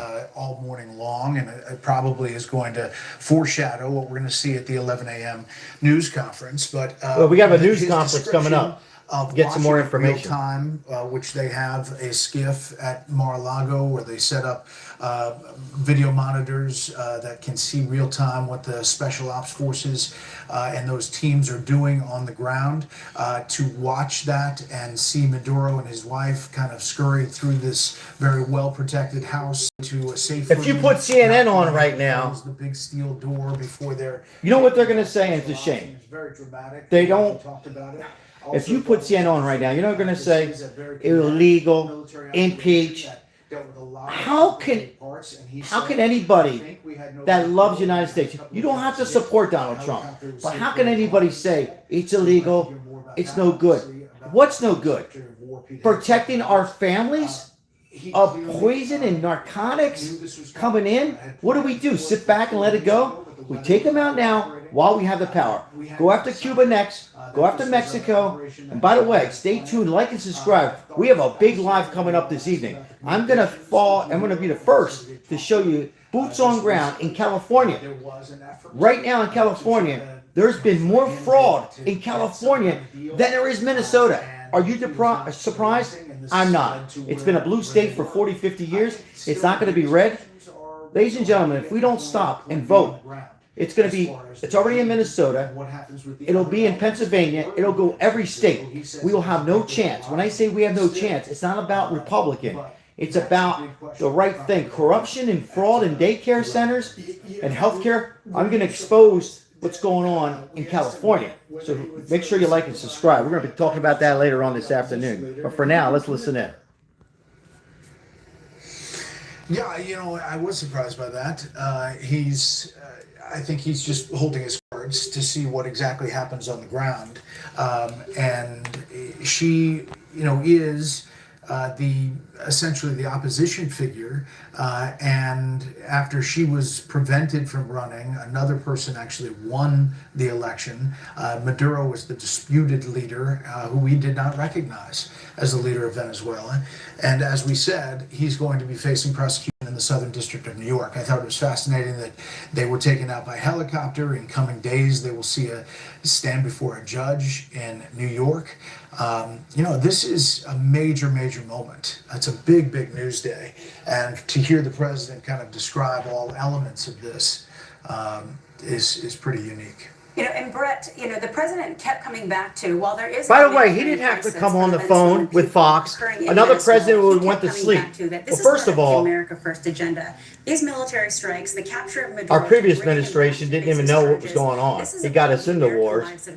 Well, he didn't have to come on and speak. We could have waited till 11 a.m. But he came on and on the Fox here, the panel. God bless Donald Trump. people. He's talking about each boat. And Marco preventing Rubio. 25,000 deaths. You know, it's tough to get JD those Vance. numbers to line up as far Pete as Hegseth. what we're seeing, but clearly it's having a big impact on the drugs. This is coming important, into the guys. US. This But is it's very also important. fascinating to talk about No Mexico and Colombia deaths and Cuba on U.S. and what this side. means for those countries Amen. and those leaders Amen. kind of looking over their shoulders, especially if they're dealing directly with the cartels in those countries. Could there be more strikes other places to go after cartel topics or places and safe houses? It sounded by the president's words that that's not out of the question, and that's a big moment. One of the areas where President Trump has always been most harshly critical of the invasion of Iraq revolves around the fact that the United States never got paid for any of it. He often harangues about the idea that all that oil was left untapped. And he talked about how he was a little bit vague about it, but he said that the United States would be very involved in Venezuela's burgeoning oil industry. What did you make of that? That was interesting too. I think, Breaking news for those who are waking up on a Saturday. Good morning. God bless you.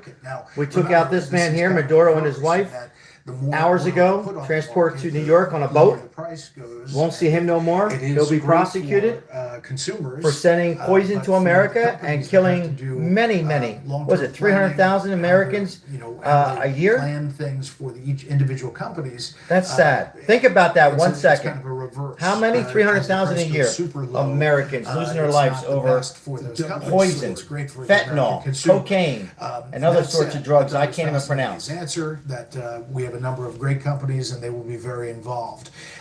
First, you got to get a regime, a government that is amicable to do that. And I think he's suggesting, or he believes, that that's in coming days we're going to see. Did you take away, Brett, from that interview? He often talked about, what the strikes on the nuclear facilities in Iran. I referenced the 6th anniversary coincidence of taking out the Qasem Soleimani, the Iranian Revolutionary Guard commander, which was taken out 6 years ago to the day.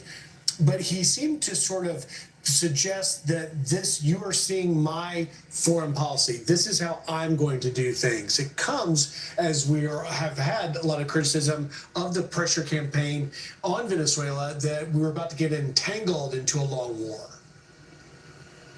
Yeah, he's saying it's strategic, it's surgical, it's in and out.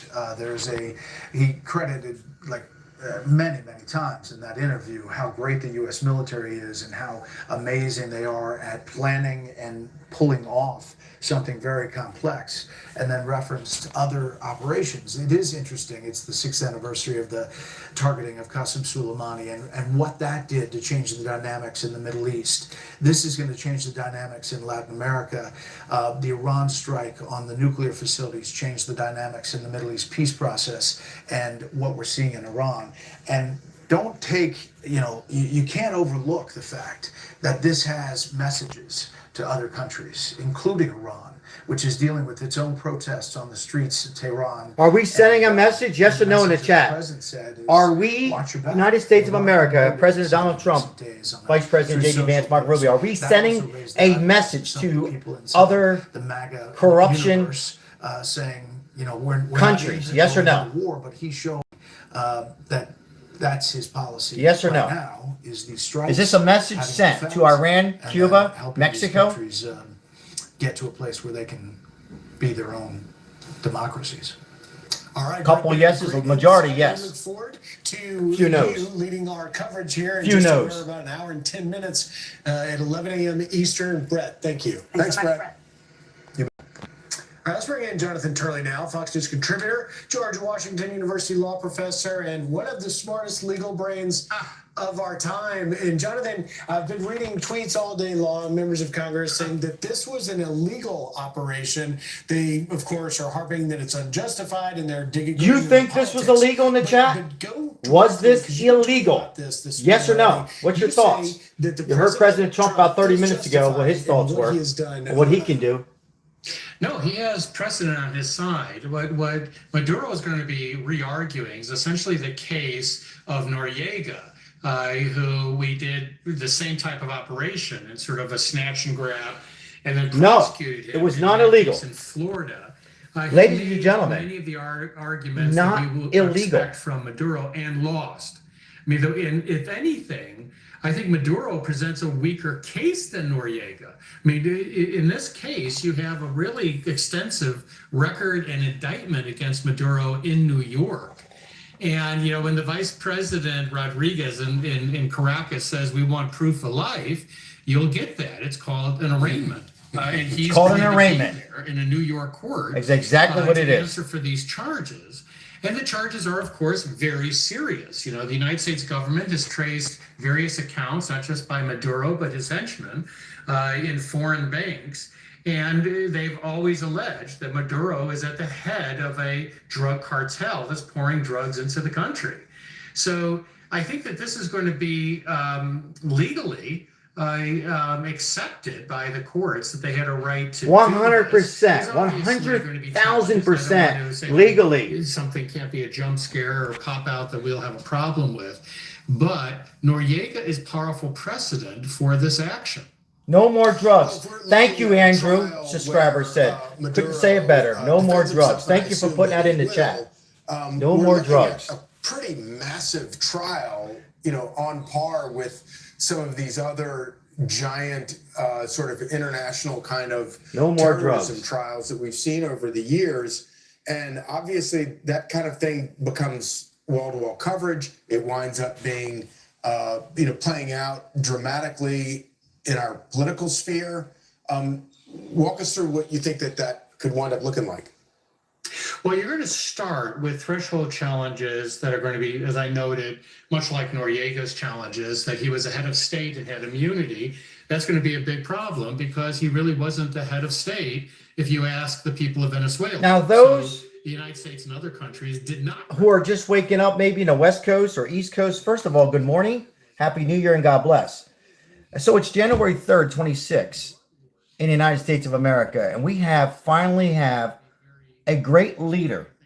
And I think we've been hypnotized from all the sleep, you know, a lion sleeping, a president who was not a leader. And, you know, the Democrats have been exposed in so many ways, and they did nothing to resolve. They got us into wars with Ukraine and Russia. We know what's going on there. But to our topic, Caracas, Venezuela, Trump wanted, you heard him earlier, a lot of us had the privilege and the witness to listen to Donald Trump. And he wanted to do this a couple days ago.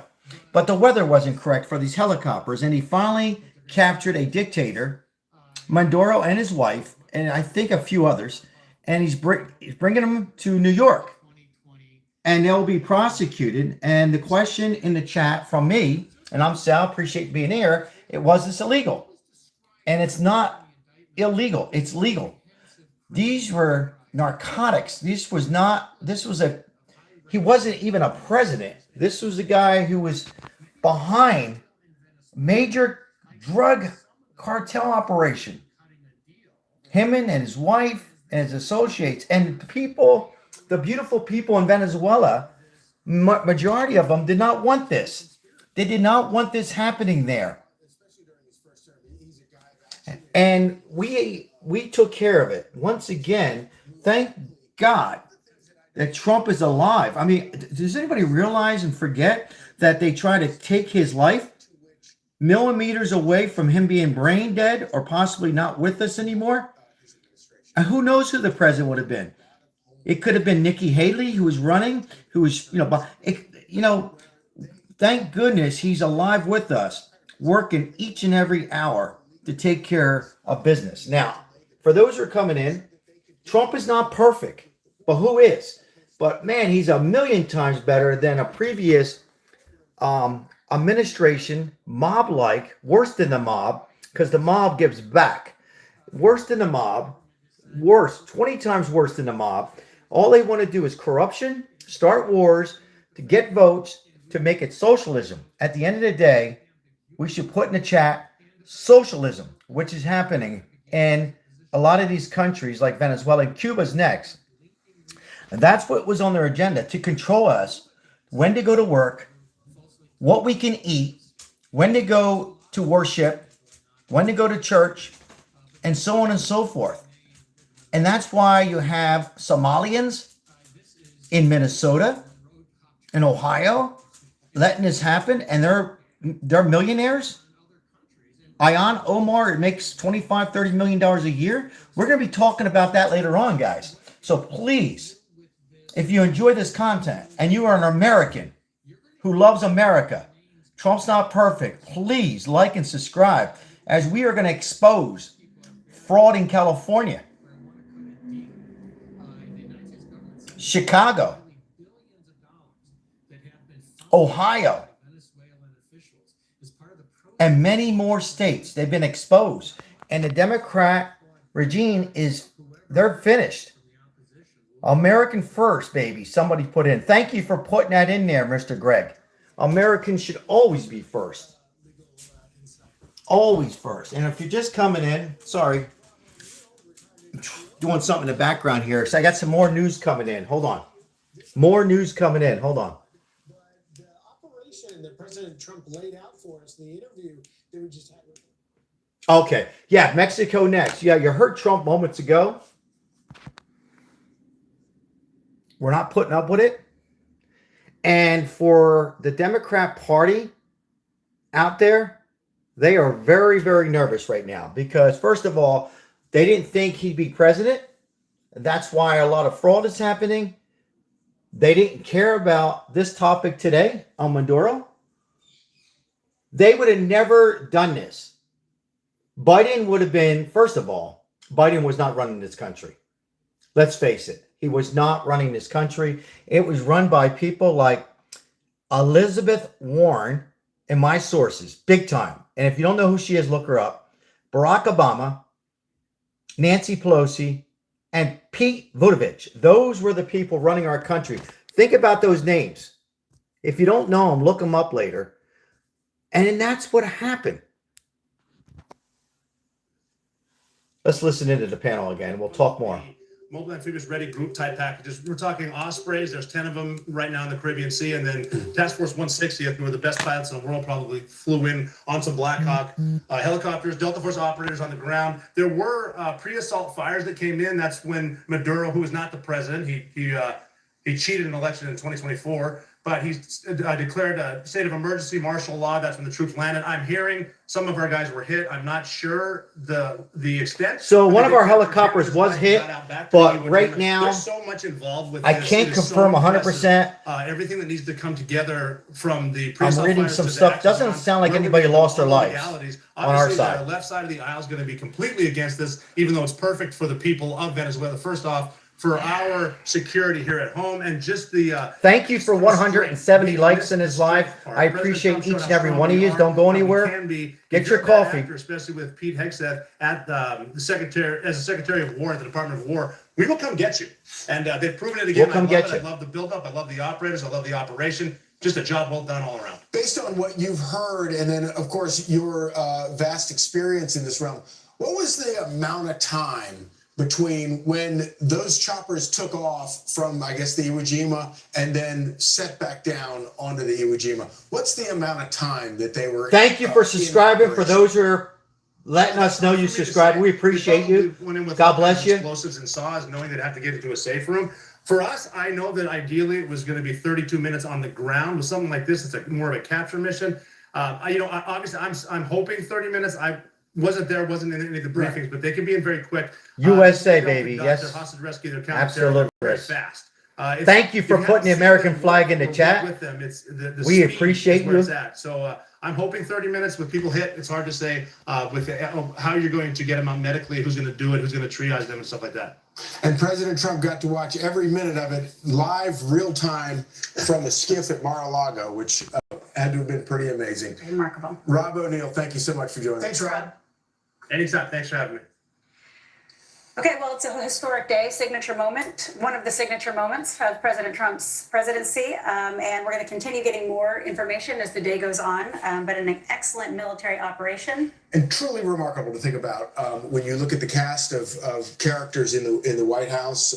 President Trump has pulled together this team of people, not all of whom I appreciate all the gifts. necessarily fans of his at the beginning. Thank you. But he has brought them together in a true team of rivals. It has been great being with you guys. Now stay with Fox News and live coverage of the president's news conference at 11 a.m.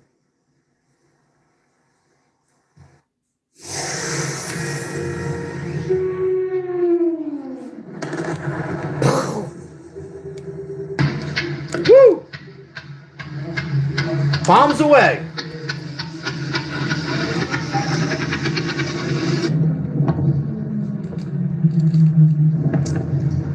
It's Saturday in America. I'm Brian Yennis in for Kayleigh McEnany, and we've got breaking news this morning. Venezuelan President Nicolas Maduro and his wife are now in American custody. And according to President Trump just moments ago, they are en route to New York. You are looking live at Caracas, Venezuela, where explosions were heard around 2 a.m. local time.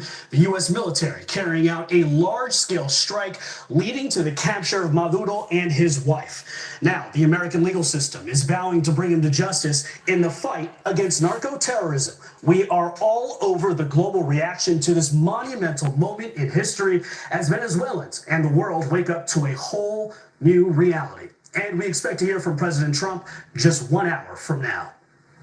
Let's go right to Madeline Rivera at the White House with the very latest. Madeline. Good morning, Brian. The president speaking to Fox and Friends in the last hour, saying that this was a last-ditch effort after all other attempts to get Venezuelan President Nicolas Maduro to step down from power failed. The president watched this operation unfold in real time, praising it as a success, even though he says a couple of people were hit. He spoke about the complexity of this operation, which appears to have been in the works for some time now. We waited 4 days. We were going to do this 4 days ago, 3 days ago, 2 days ago. And then all of a sudden it opened up and we said go. And I'll tell you, it was just amazing. And what was he doing? He was in a very highly guarded, like a fortress, actually. He was in a fortress. You know, that we had nobody killed was amazing. President Trump says Maduro and his wife, Celia Flores, are on the USS Iwo Jima heading to New York where they were indicted. Maduro was initially indicted in 2020 in the Southern District of New York with narco-terrorism conspiracy, cocaine importation conspiracy, possession of machine guns and destructive devices, and conspiracy to possess machine guns and destructive devices against the United States. Boom, boom, boom. That's right. Well known that his That's wife right. is also under indictment. So Attorney General Pam Bondi's post this morning is the first confirmation of that. Secretary of State Marco Rubio reposted on X a post that he made in July. This is your next president, ladies and gentlemen, right here. More stronger, powerful than Trump. Trust me. Rubio has been speaking with lawmakers. That's your president, 28, right there. Some concerns and answer some questions. One of them coming from GOP Senator Mike Lee, who first questioned the administration's authorization for the actions absent Congress declaring war or authorizing military force. Keep our troops safe. Thank you for putting that in there. Thank you. With Rubio, it appears that kinetic action was deployed to protect and defend those executing the arrest warrant for Maduro, and therefore falls under the president's constitutional authority to protect U.S. personnel from an attack. Democrats, though, as you can imagine, Brian, are a lot more critical. Still so many questions, though, after this action, including what happens now that Maduro is gone. Brian. Madeline Rivera all over this story. Thank you so much from the White House. Back to you with more when it warrants. Attorney General Pam Bondi announcing Maduro and his wife have been indicted in New York, writing in part, quote, Nicolas Maduro has been charged with narco-terrorism conspiracy, cocaine importation conspiracy, possession of machine guns and destructive devices, and conspiracy to possess machine guns and destructive devices against the United States. They will soon face the full wrath of American justice on American soil in American courts. Maduro's regime, which has ties to the cartel de los Sols, has reportedly raked in billions from drug trafficking, and since 2022, officials seized nearly 140 tons worth of drugs. Joining me now, special report anchor Brett Baer. As we await the press conference 1 hour from now, he'll be anchoring the special coverage. Brett, we've been watching you all morning. Let's go back to the historic significance of this. Maduro has been in power since 2013. He was a bus driver who was handpicked by then President Hugo Chavez to be his successor. And in that time, you've had a quarter of Venezuela's population leave, forced to leave. You have starvation, oppression, death, drugs, and now, for the first time in decades, a real chance here for Venezuela to turn the corner. What can you tell us about this historic moment right now, Brett? Yeah, Brian, good morning. It is historic, and for the people of Venezuela, it's a long time coming. They've really struggled under this brutal dictator for a long time, and I think there's no love lost that this action has been taken. It's really interesting historically that it's on the... Guys, I'm going to lower this, if you don't mind, a few seconds. If you're just waking up on this Saturday morning in the United States, good morning. Appreciate you being here. So about 10:30 last night on Friday, I was going to come live, but with all this AI, anyhow, they captured bombs away in Venezuela and Caracas, Venezuela at 11:05 now local time. They have no-fly zone in Venezuela or Puerto Rico, and Trump was pretty confident that none of our military. There was one helicopter that went down, but no deaths on America. Anyhow. This was poison that was stopped, and he wanted to do this days ago, but the weather wasn't, in the best interest to land there and to take out. So Mandoro and his wife are being transported back to New York, and they'll be prosecuted. This was a man who was not a president, who was a racketeer and behind drugs and narcotics and sending it over to killing 30,000 people a year. And that has to stop. We now have a president who's not messing around. And he will take down whoever is interfering, whether it's Venezuela, which he has accomplished, whether it's Cuba next or Mexico, Iran for starting their nukes, maybe, the rumor are, and also here in the United States. Governor Tim Walz has been exposed. He's been exposed. So make sure you like and subscribe, because we are now the journalists. This young YouTuber is getting death threats because he went, he went to Minnesota and unraveled Somalians that are, a lot of them are doing illegal operations with no kids in childcare. And meanwhile, there's Americans starving and trying to get by and get health care and child care, and they're not getting it. And this has been going on since COVID. So Trump is exposing. We are taking down the Democrats one by one. If we did not have Trump, we would not have America. And by the way, for those who are waking up, good morning. First of all, this is not illegal. This is not illegal. We are not starting a war.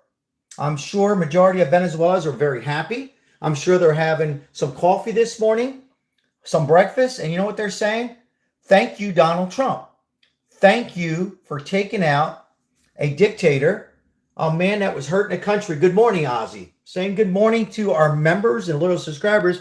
And again, this was happening around 10:30 p.m. West Coast time last night. And we finally got a dictator in Venezuela and his wife, and now back to New York. I think that those words are kind of backed up by what he's been saying in recent weeks since the attack on the Iran nuclear facility. This is not popular inside MAGA world. It's not popular to be this forward-leaning to possibly... Thank you, everybody. Thank you for being here and liking, subscribing, and we appreciate it. So thank you. Not on notice. War, but that's not what the president's policy is. He's saying these surgical strikes, these we will be listening forceful actions, and then letting these countries... I'll put the volume up again in a second. Stay tuned, guys. Don't go anywhere. President Trump was just he was on the phone with Fox and Friends. He'll be live with us in about 45, 50 minutes to go and address the nation on how this how he captured Maduro. So stay tuned. And his wife. Attack and this capture. Is there a plan in place to perhaps provide some sort of reinforcement for the opposition leader, Maria Machado, and to ensure that this isn't just left up to the even a remote possibility that this government lands back in the hands of those who are sympathetic to Maduro and to Chavez? That's a great question, Brian, and I think it's the primary question at this news conference is next steps and for the government in Venezuela. How much did the U.S. know going in? Was there this pre-condition set up with some of the people inside the regime and some of the opposition forces? The president's confidence in that interview with Fox and Friends seemed to suggest that they had some pre-knowledge. I didn't get into it in detail, but he believes that a lot of the regime elements that were saying that they were loyal to Maduro are not loyal to him now. He said that Mr. A, how are you, Adrian? like they're going Good to morning. be a big problem. I don't know. Maybe they can show some cards about how they know that, how he knows that. And I think that there are a lot of questions about next steps. But you talk about the implication of this action. Right now, you're going to have a trial eventually for Maduro where the world will see these specific indictments that actually were dropped in 2020 and very detailed about all the things that he's accused of doing. You know, I covered the El Chapo trial here in New York City. It's the first thing I thought about. I know that there's a lot of comparison to many. Putin's next, somebody said in the chat. Do we agree with that? Thank you for the comment. Putin's next. Hey, I appreciate each and every one of you. Stay tuned to Donald Trump as he addressed the nation on this. Thanks, Brian. Great news here on this January 3rd, 26. Congress, he's thanking President Trump for this action. Republican Congressman Carlos Jimenez from Florida sits on the Armed Services Committee, and he joins me now. Congressman Jimenez, thank you so much. You represent a community in the United States that has the most Venezuelans. About more than 50%, I think, of this country's population of Venezuelans. What can you tell me right now about how Venezuelans in the United States are feeling this way? This is awesome news. Somebody said. I agree. The United States I agree. Are feeling great. They're thanking President Trump for his actions, and I'm personally thanking President Trump for his actions, and my community thanks him for his actions. It's not only Venezuelans, but also, as you know, there's a huge Cuban-American community here looking at the possible ramifications of this, ripple effects of this action on Cuba itself, and then Nicaragua too, a huge Nicaraguan community here. And so Miami is happy today. Now let's see where this goes. This is the first. Adrian, thank you. Appreciate that donation. This goes. Hopefully, you rock, my friend. And rightfully. No meetings. I was woken up. Messages came in. My phone was blowing up. Thank you, my friend. They said, got to talk about this. This is big. Trump, saving America once again. Thank you. Terrorists that have been killing hundreds of thousands of Americans, and it's our number one job to protect Americans and our interests. But it's also in America's interest to make sure that our adversaries don't have the bases of operations that they've had in Nicaragua, Venezuela, and Cuba. Good morning. Good morning, everybody. Latin America and Central America. We've been covering this now for 2 hours. 2 hours I got out of bed, and I'm not an early person. Taking this action. It's long past due, and we're glad that you're the President of the United States. Guys, it's hard for me to get up in the morning, and I got my coffee, but I got to tell you, I will get up and coverage a great Saturday morning. Great Saturday morning in America, and also great for Venezuela, because these people were so scared. Imagine your kids and families in Venezuela. So this is not a war. This is not starting war. Okay. My pleasure, Kathy. This is a president who doesn't sleep. Speaking of sleeping, I think he gets less sleep than me, who is amazing leader the world. And we lost the internet, so I apologize. I have no control of that. Woke up this morning to this, and again, I was covering this a little bit last night. I wanted to make sure it was accurate before I came on and discussed this with all you great people. Thank you so much for being here. And it was true. There was no AI on this. And you heard moments ago that Trump at Mar-a-Lago, him and his team, Marco Rubio, J.D. Vance, and Pete Hegseth, and the rest of them, I'm sure they were having coffee and watching this go down. And nobody lost their lives, at least on the American side. And keeping our nation safe. It's about time that we eliminate this. A president that is helping and trying to, he's defending us. And we wouldn't have a country if it wasn't for Donald Trump. You heard him say moments ago. And he will not tolerate. So he'll be coming on. He was on the phone with Fox and Friends moments ago. He will be on again soon at 11 a.m. East Coast time. Welcome in, everybody. And tell us a little bit more on what happened. But what we know from now at this point is Trump wanted to get this done 2-3 days ago, but the weather in Venezuela was not safe, meaning probably some rain and wind. He landed the helicopter, bombs away, good morning, and took out a president. When I say took out, he's alive. He's in custody with his wife. And he'll be transported to New York and held responsible for many, many American lives. Think about it. American lives over a president. All he cared about was him and his wife, his associates, on making money. Just like Somalians doing fraud. It's almost just as bad. Taking money away from people in the United States of America. Sandra, thank you for being a member. Appreciate you. Thank you so much. Appreciate the memberships, everybody. Thank you. I'm going to get a little coffee here.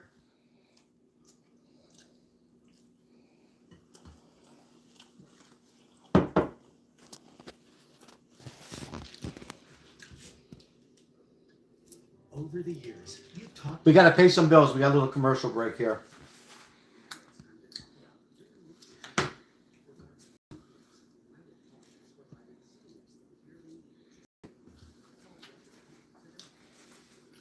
Sorry, guys, I had to get some breakfast here. Some avocado toast. Be right back with you. The avocado toast. We're going to keep Fox on. Give me time to read some comments in a minute.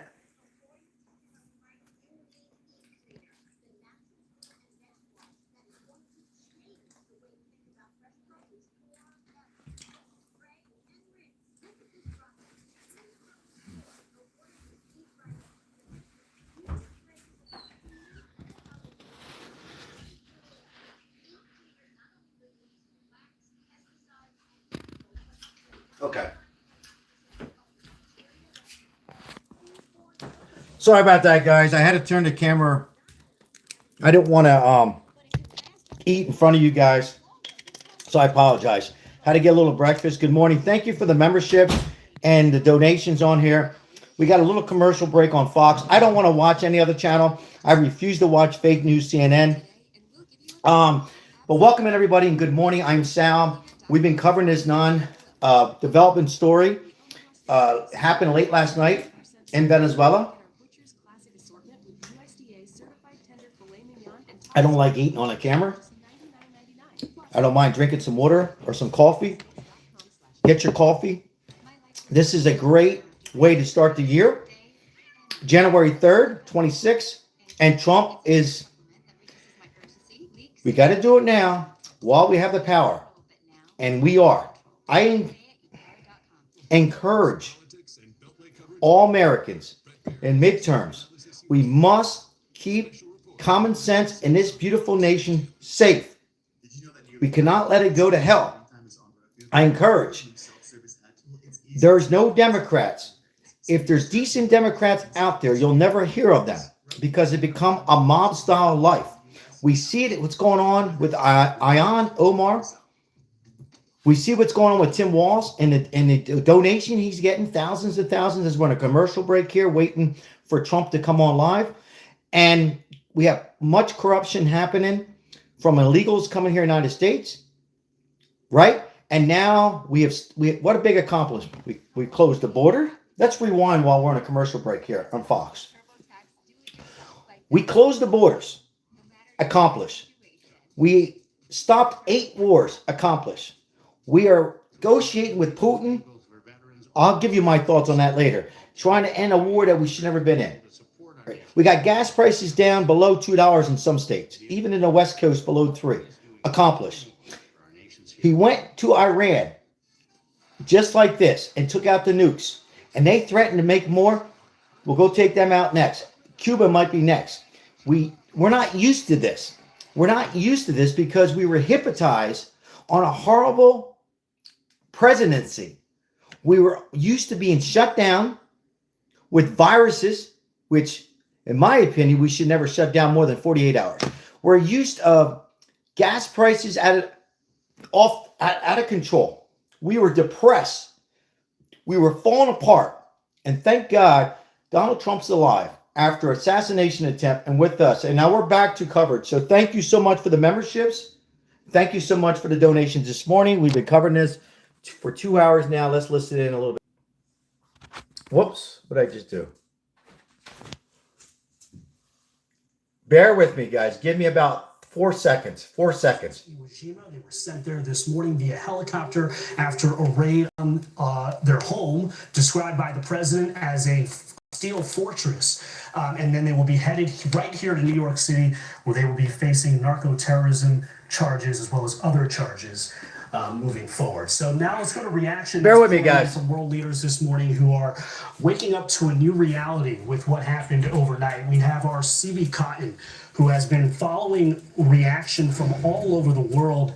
CB, there's been plenty of reaction here in the United States. Democrats, Republicans split on whether or not this was an illegal or legal move. But around the world, there's also... The question is, was it illegal or legal? What's your thoughts?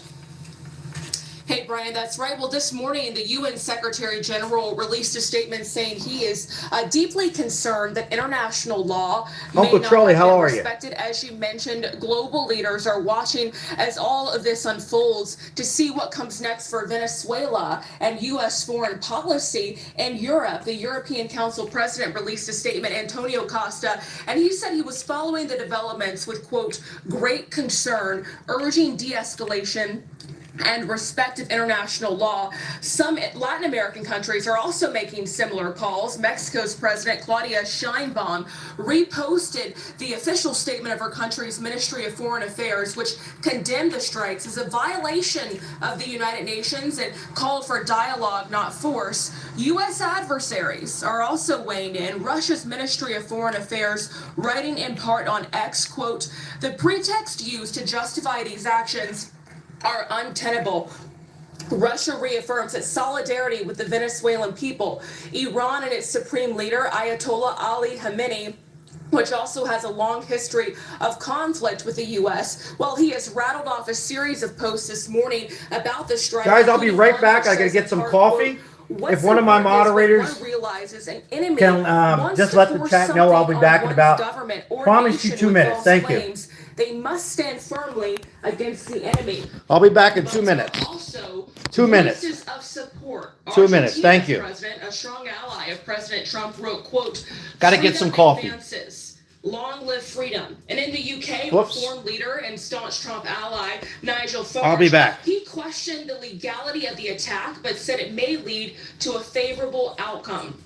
UK Prime Minister Keir Starmer had more a reserved take, saying he wanted to make it clear that the UK was not involved in these strikes, and he believes everyone should uphold international law. He also added that he wants to speak to President Trump and other UK allies. Brian, we're going to monitor it. Back to you. No doubt. U.S. Ambassador to the United Nations, Michael Waltz, just putting on X, this is not regime change. This is justice. Maduro was indicted, illegitimate dictator that led a declared narco-terrorism organization responsible for killing American citizens. All eyes will be on New York City this upcoming week, as well as Caracas, Venezuela. CB Cotton, thank you from the United Nations. And again, we are still awaiting that news conference from President Trump, about 40 minutes away. Let's bring in retired U.S. Air Force Brigadier General Rob Spalding. Thank you so much for being here, General. Okay, I'm back, guys. This operation that happened overnight. The president giving us some remarkable details this morning on Fox and Friends, including that they had an exact replica of this home that President Maduro and his wife were found in this morning. He described how forces bum rushed Nicolas Maduro and his wife. He said that 2 service members were shot, but they appear they're going to be okay. A helicopter took a pretty nasty hit, but that's going to be okay.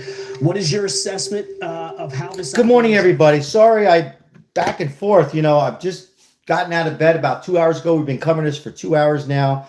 And we got off the air last night talking about all the fraud and corruption. And then this developed. I was going to come back on, but I wanted to make sure that everything was accurate now with all this AI. And it is. If you're just waking up in the West Coast, East Coast, good morning. I'm Sal. Appreciate you being here. Thank you for 219 likes. Appreciate the memberships and donations. Now, what happened was Trump wanted to do this a couple of days ago. Excuse me, but the weather wasn't perfect in Venezuela. Speaking of Venezuela and Puerto Rico, there's no fly zone right now. They don't want no planes going over. Now, will we have a problem with it not being legal or legal? This was perfectly legal, ladies and gentlemen. This, for me, was not a president. Okay, this was a man put in and was the ringleader, so to speak, him and his wife, and bringing poison narcotics into America through the United States of America into Europe. And we finally have a leadership and President Trump to eliminate that. And that's what was accomplished. He gave them plenty of chances. And then finally, you heard Donald Trump about 30 minutes ago saying Maduro wanted to negotiate a couple days ago. And Trump said, no, we gave you a chance. You had your chance. We're coming for you. And I think Maduro knew. I think he knew that his days were numbered. He's now being transported to New York and will be held responsible for 30,000 deaths a year. That's many people losing their life over this horrific acts of poison and murder and beautiful people that live here in the United States. And he also said that he's not finished here. There was questions asked, what's the president of Mexico think? He has a good relationship with her. She's a president, but she's not running Mexico. If you come from Mexico right now, if you live in Mexico, it is being run by drug cartels. You guys understand that? The police, it's all a racketeer. It's horrible what's going on. And we don't want it here. So he will be working together. Who knows what his intentions are? But ladies and gentlemen, we have to do it now while we have the power. We have to use it. We cannot underestimate. You must vote midterms. It's not about Republicans versus Democrats. Do you guys understand? It's about saving America, like Trump said moments ago. Secretary Rubio and Maduro, you guys think Trump is tough? Yes or no? Because you know who's going to be tougher? That's right. Marco Rubio. He will be 5 times tougher than Trump. So, you better not fall asleep and think that this is only going to be 2 more years. No, this is going to be 6 more years and stronger than ever. Because Marco Rubio is a smart man. I've been following Marco Rubio for many, many, many years. And U.S. strikes, hits Venezuela. And this is great. We should be all happy here. We should all be happy. But we should not let our guards down. We should not let our guards down. We should stand behind Donald Trump, support Trump, who's not perfect. But we have a president, and we should be very happy, but not let our guard down. Stay tuned, like and subscribe, because we will be covering later on this afternoon on more fraud, worse in California than in Minneapolis. We have a corrupted, in my opinion, Governor Newsom, that has done nothing but take money from the homeless people and the American people, which we help homeless people here in Las Vegas. Huge corruption in California. So speaking of sleeping, he hasn't been sleeping too much. More corruption in Ohio, in Chicago, and majority of these blue states. And Trump is coming after all these states and freezing the daycare, and it might freeze healthcare until they find proof. So make sure you like and subscribe. We're going to be covering that. That's not going to go away.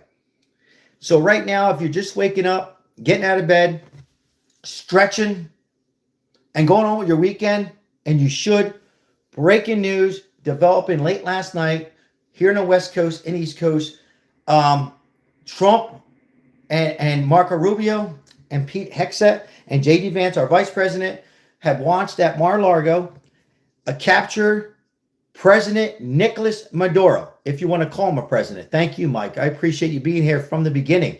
Thank you. Shout out to our hardworking moderators who are also waking up with me and being here from the beginning. Thank you so much. Trump says the U.S. captured Venezuela, Maduro, and his wife. He'll be transported back to New York in custody and held responsible for murder on United States. That's been going on for many, many years. The question is, who's going to be the next president of Venezuela? We don't know. The question will be, was this illegal or legal? Now, of course, if you turn on CNN, they're going to throw everything under the bus with Trump because they're in their last hurrah. CNN. The Democrats right now don't know where to go, where to begin. They know that they're in trouble with their party.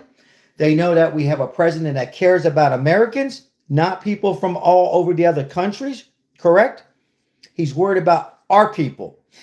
People here need to be safe in today's topic, and people here are struggling. There's people here that are borderline being homeless, that, need assistance with SNAP benefits, childcare, Medicaid, and they're not receiving it because Somalians and other parts of the world come here in the last administration and before, and we are going to be covering that. It's a damn shame. They've been exposed. The Democrats have been exposed, and we finally taken out President, if you call him a president, Maduro, and Caracas, Venezuela. This was earlier, ladies and gentlemen, right here. If you haven't seen it yet, maybe you're waking up, stretching. Maybe you haven't had your coffee yet. Who's the chairman of the Intelligence Committee? He was on our air about an hour ago, and he said that Congress doesn't need to be notified when the executive branch is executing arrests on people who were indicted. But when you go to some of the Democrats, they are pretty upset about this. Diana DeGette, who is a Democrat from Colorado, called this rogue activity from this administration, said that Republicans have abdicated their responsibility. Jean Shaheen, the Democrat from New Hampshire, she's the top Democrat on the Senate Foreign Relations Committee, and she said that in these briefings that they had about the military activity in the Caribbean, this was just before Christmas, that the administration repeatedly denied any intention of conducting regime change. And she says we have no, understanding of what comes next. And her word here, she says that they misled the Congress. Now, from some more on the left, far to the left of Jean Shaheen, you have Greg Kazar. He's the chairman of the Progressive Caucus, and he says, I thought we were told no new wars, and Congress should vote immediately on a war powers resolution to stop him.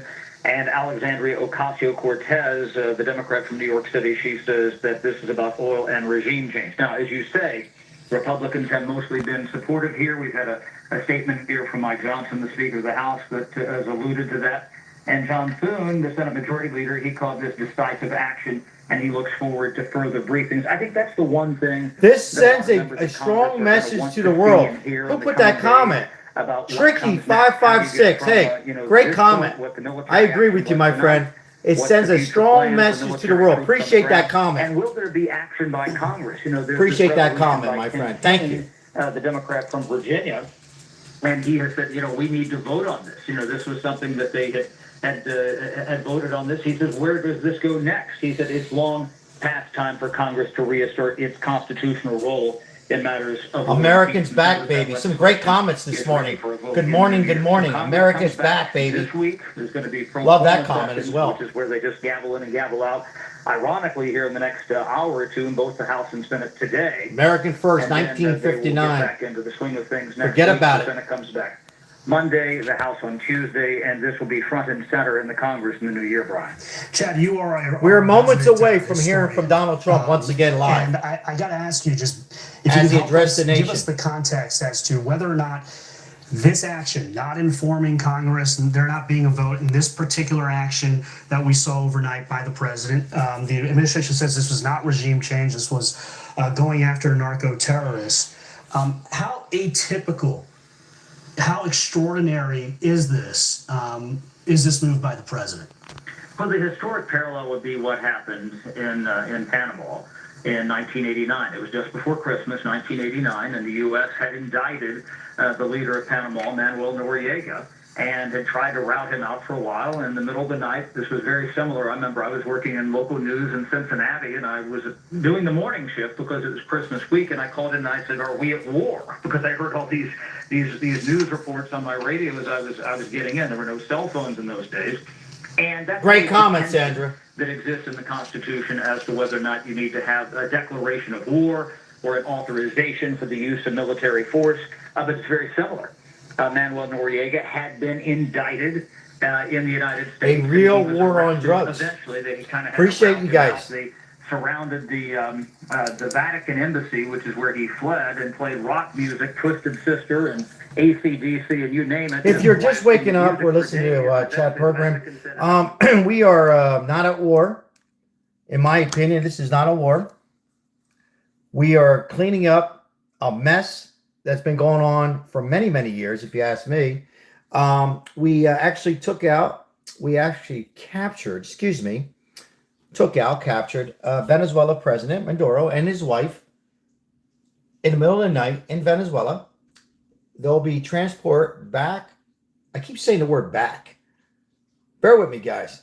Transport to New York. Held responsible on Poison in America.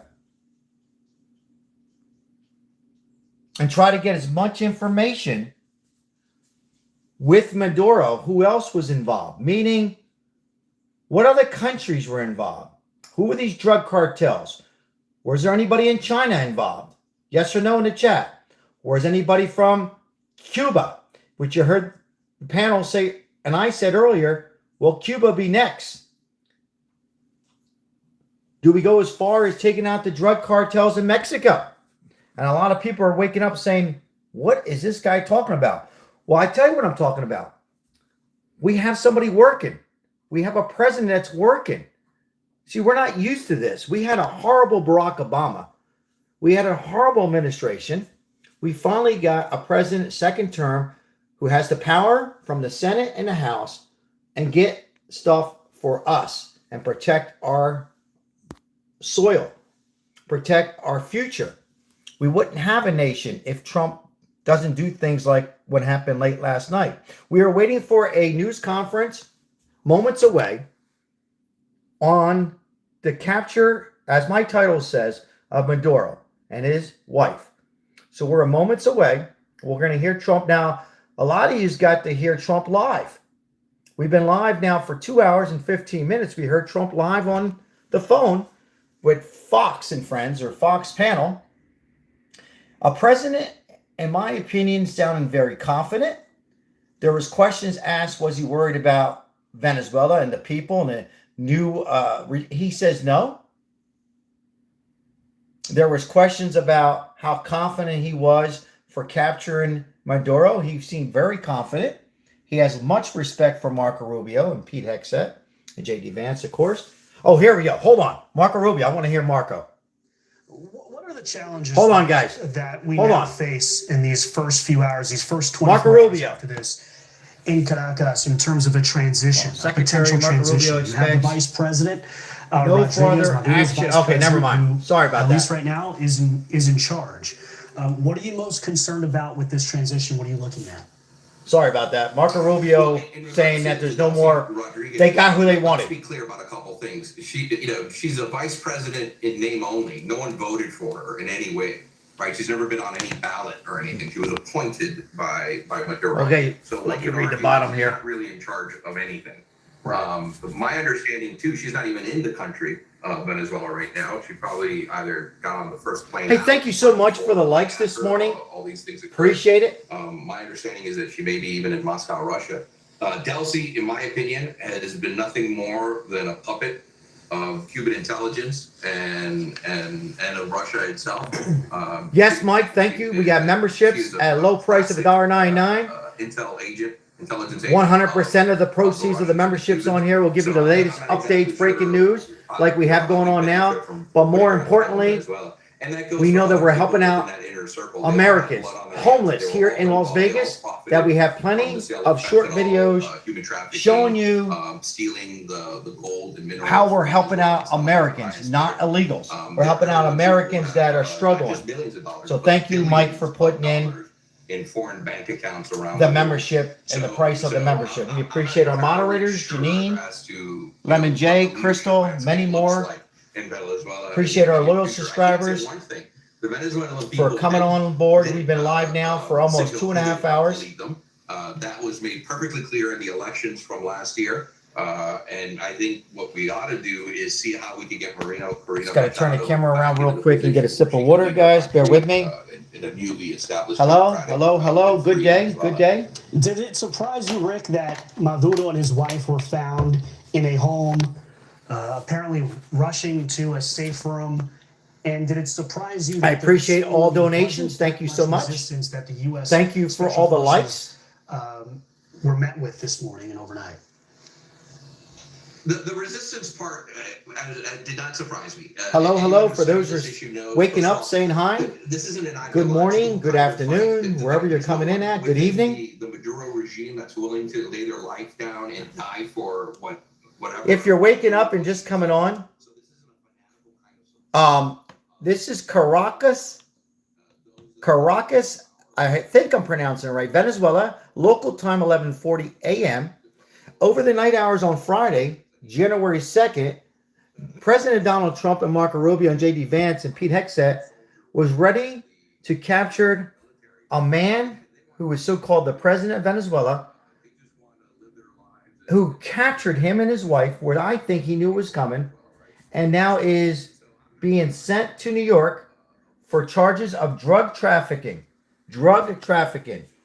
and will face some serious charges of these narcotics, particularly fentanyl, cocaine, and many others, transported to the United States. So we struck them. There has been a helicopter of our military going down, but of my reports are, oh, here we go. Hold on. They're waking up to this. This is Venezuela. Look how happy. Venezuela, not only in Miami, but in the United Look at States. this. And you can see here, you have folks in the Oh, sorry. Venezuelan This is jerseys. this is in Colors of Florida. Venezuelan This is flag. Venezuelans who live in Florida. Gas Sorry, station excuse me. there, with their cell phones. I'm sure there's even pots and pans. As somebody who used to live in Miami, I'm sure there's jubilant celebration here. But I also think, obviously, some Stay tuned, ladies and gentlemen. Trump will be on live. What's next? I mean, we have to remember, folks, 8 million Venezuelans were forced to leave Venezuela. That's more than a quarter of Venezuela's population. Big news, guys. Big news, ladies and gentlemen. Of Nicolas Maduro. And you've had hundreds of thousands, 600,000, 700,000, 800,000 people who have come here to the United States as refugees, doctors and highly educated people who have come to their families in Miami, left everything back home in Venezuela to try to restart their lives in Miami, and not knowing whether or not they'll ever get the chance to go back to their families that were left behind in Venezuela. So you can imagine the hope that those people in Miami are feeling right now, a chance perhaps to go back to Venezuela. Is it possible here that they can all go back to the country that they love, that they wanted to live in, but were forced to leave under the oppressive rule of Maduro? Now, for those of you who are just tuning in right now, President Trump announced the capture of Venezuelan leader Nicolas Maduro and his wife overnight during a large-scale U.S. military operation. At any moment, the president is expected to speak. Any moment, guys. Stay tuned. Stay tuned. Don't go anywhere. But right now, let's turn to senior White House correspondent Jackie Heinrich. Jackie, thank you so much for joining us this morning. I know that the president is going to have that press conference this morning in Mar-a-Lago, in Florida. He had a pretty incredible and revealing interview this morning in Fox and Friends, saying that he watched in real time this entire operation. Jackie, what would be the first question, the first many questions you would ask if you were in that room at 11 a.m. in Mar-a-Lago about what's transpired? Well, Brian, I think the most important question is what the U.S. envisions next for Venezuela. Does the U.S. intend to throw its support behind the opposition leader, Corina Machado, Or are we going to give the vice president a chance to potentially fall in line and establish a government that the U.S. can be in support of? The president was asked this question this morning. He sort of demurred on that. He noted that there is a vice president right now sitting in office, but the U.S. does not consider that election that he won to be legitimate. The U.S. has not recognized the government of Venezuela for many years. So that's an open question on He'll what be happens shipped next. to New York, The president as you can see the gave a headlines lot of from very Fox. revealing Maduro and his wife this morning. on a ship to New York.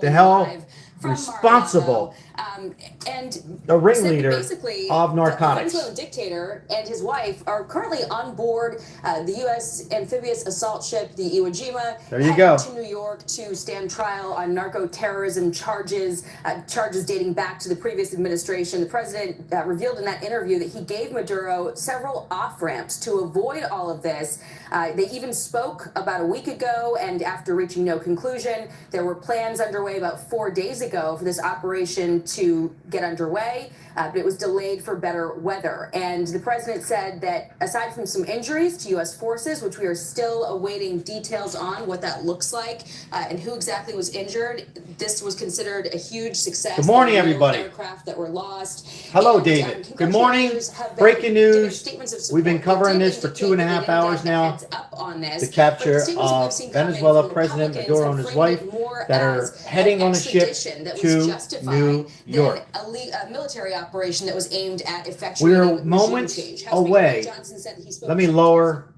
the panel here. Fox has been doing an outstanding job. We are moments away. We just heard from President Trump about an hour ago. He was on the phone with Fox and friends and family. He will be live on a press conference. And I'm sure a lot of questions. Was this, well, it's not a war. Was this legal or illegal in the chat? What's your thoughts? Was this illegal? As he captured a man who was making millions of dollars, and his wife and his associates, and worse than that, killing many people, not just in America, but at the UK, in France, in Germany, and so on and so forth, right? So he's been captured. A lot of people are surprised. Some on here, most people are not surprised. We heard the bombs earlier. Explosions take place. Marco Rubio stated moments ago, we're finished for now. We're finished. We have captured who we wanted. We'll be holding a press conference, taking questions from the public and journalists. Make sure you like and subscribe because we have a... Is this him now? Hold on. She's not running Mexico. The cartels are running Mexico. This was earlier, guys. We heard this We can earlier. be politically correct and be nice and say, "Oh yes, she is." No, she's very, she's very frightened of the cartels. So what Trump is talking about, we heard him earlier. I'm going to put it down a little bit. Is the question was to Donald Trump about the president? He has a good relationship with the new president in Mexico, but she is not running Mexico. The cartels have run Mexico. And that's what happens when you have these dictators. And they are running Mexico. And I believe sooner than later, we'll be taking out those drug cartels in Mexico. Trust me. Trust me when I tell you. We got to do it now while we have the power. And we have the power, meaning we have the Senate, a great president, a great vice president, a great secretary. We need to do it now. And we need to go out and vote. We cannot let our guards down. We need to continue to have the power of common sense, the justice, and save America. Sandra, thank you so much for your support. I really appreciate it. This is no different than when we went after Hussein Habama. You know what? That is exactly a great comment. Absolutely. Absolutely. This needed to be done. And for the Democrats, because I haven't watched the response from the Democrats yet, but I know what they're going to say.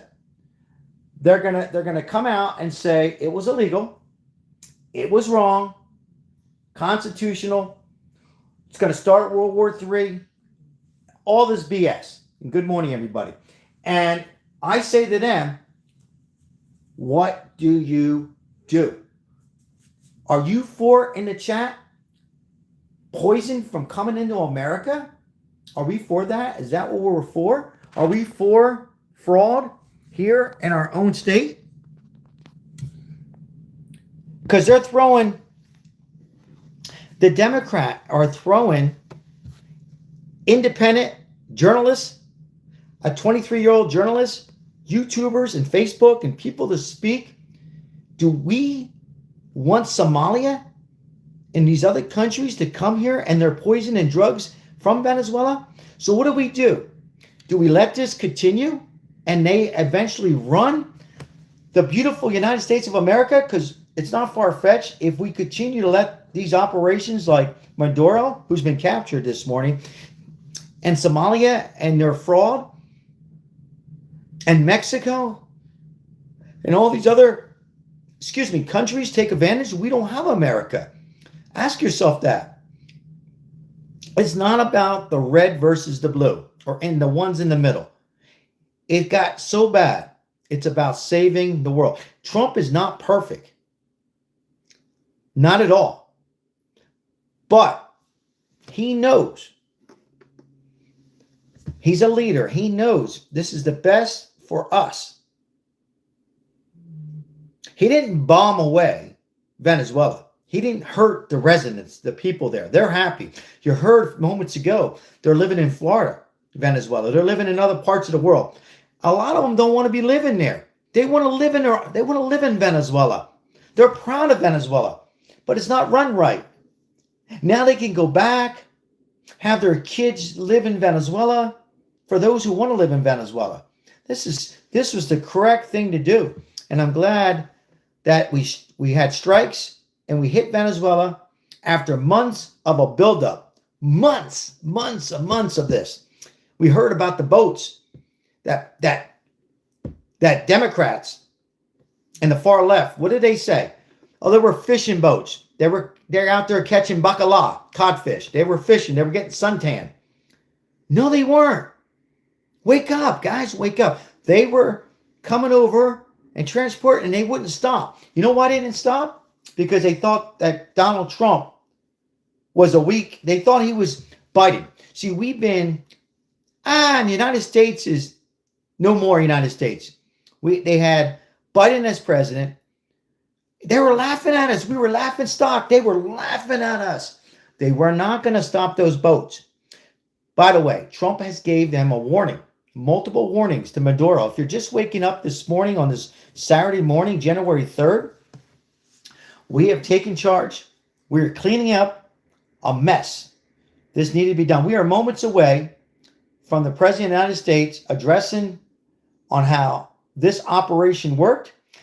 As of this hour, one helicopter did go down, but thank God there was no deaths. Thank God for our military, our veterans who are fighting each and every day to keep America safe from narcotics and poison coming into America. And I got to tell you, I am happy. This is only the beginning. We have a president who's made it clear we stopped nuclear in Iran. And he already said, if Iran starts their bullshit again and making up nukes, we'll take them out and take the president out as well. All right, we're going to listen in. We're moments away from Donald Trump. I believe this is Ted Cruz. We'll listen in a little bit with Ted Cruz. I think this is Ted Cruz. The brave men and women of the U.S. Special Operations and Intelligence Community, which my team comes from. That's where we hail from. We're all old. They're still in the fight. This is they really did just an absolute superb job. You know, this month, a group of brave Americans went into Venezuela, snuck out the most Brian wanted Stern person in Venezuela, Maria Corina Machado, and also this month we went and A bunch of brave Americans went in and took the most dangerous man in the Western Hemisphere off the battlefield and his wife. So the message is don't mess with America, because we will do what needs to be I like done. that. Don't mess with America. You were on Like the that. ground in Caracas. What can you tell me about what you saw from a security perspective and how difficult it was to get Maria Corina Machado out? Yeah, so when these operations happen, it's a team sport. Lots and lots and lots of people are involved. Hey, And Paul, good that's morning. the Good morning. Mega key back is in intelligence. business. The key is expertise. Mega back in Actually business. knowing what you're doing is really important. Checkpoints are real. The Venezuelan intelligence service. Mr. the Cuban intelligence Falzul, service, you need some the dollar Iranian signs. intelligence service, the Russian intelligence Cufflinks. service, Thank you, Hezbollah, Adrian. the Appreciate your cartels, donation, all your all support, get a vote all in on the 2025 and street. 26 They're as all well. Thank present, you. they're all very good at Thank what you, they do. They're sir. all very real. That said, they are not as good as us when we're motivated and passionate and resourced appropriately. So when we talk about the threat on the ground, it's very real. It's extremely real. It's as real as it gets. All these crazy places. This operation was our 800th mission as a team. Chester says put them all in jail. You know, the problem with putting them in jail, that's more tax-paying money. President Trump just proved is you know, It's for all the Somalians, send their ass back. It can be mitigated. As far as How Maduro, would you describe the put him in a defensive Venezuela positioning jail. of Put him Maduro in, and his capture forces in him. the last month or two on the ground? Did it seem as though they were ready for a U.S. incursion, or did they not? I think Once again, read the headlines, guys. Read the headlines. Maduro was in a President Trump described it as a fortress. I think that's very appropriate. There's lots of fortifications, lots of security, lots of people. There's been failed listening to assassination Brian attempts on Stern. Maduro. We've seen the reaction of the Cuban security services react to that. We're waiting for President Trump to come on. Attacked, all those things. So they've been on a defensive posture for a while, and that's fine. But the reality is it clearly can be done. So as you know, we are the United States of America, and we put a man on the moon in a washing machine without email. You know, we're capable, and as long as we have leadership that will do what needs to be done, and Americans that will do what needs to be done. Frankly, if you hurt us or we don't like you. For those who are coming in, You know, good morning or saying hi. Good morning. Hi right back to you. Great news for all of us. Why is it great news? Because drugs can be addicted. It can kill your family member. We are moments away from listening to Donald Trump. To the nation next. All right, they're going to take a break. So while they take a break, I'll turn the camera. We are, I got to get some water. Let me get a little water. So I woke up this morning, almost 2.5 hours ago, longer. For those who are coming in, maybe a little confused what's going on. We are moments away from hearing from our president, Donald Trump. Friday, January 2nd, bear with me on the days here. You're all mixed up. Friday, about 7 o'clock, about 10 o'clock West Coast time, where I live in Las Vegas, there was news breaking on X, but I wasn't 100% sure that they had bombed away Venezuela. I'm like, whoa. Now, I knew that they weren't bombing the Venezuela, just taking out Venezuela. I knew it was more than that. So within a half hour, 40 minutes, I heard my sources said, and when I was getting some information, that there was a good chance they captured President Maduro and his wife. And I said, whoa. But then there was AI and this, that, whatever. Then about an hour or two after that, they said they had captured him. They had video of him in his car. Now, they did ask President Trump, did he watch this all unfold? He says, it was my pleasure. So they were watching it at Mar-a-Lago, and he says it was accomplished perfect. No deaths on American anyhow. Aside from a helicopter, I think maybe going down. But thank God that it didn't seem like anybody lost their life or serious injured. So this all unfolded. Then I woke up. I went to sleep. I didn't want to put it live because I wanted to make sure we had correct information. That's what we like to do on here, on this live. By the way, like and subscribe if you enjoy the content. Now, I went to bed, woke up. My phone was blowing up. You got to turn it on. Turn the news on. Fox is covering this. And it is true. They took out Maduro. Now, where is Maduro? Where is he? Well, him and his wife, I'm sure they're in handcuffs. They are on a ship to New York, and he'll face charges of certainly drug trafficking. That's been going on for many, many years. And Venezuela people are very happy. I showed you a little clips of people. I thought it was in Venezuela. I stand corrected. It was in Florida, I believe. They're happy.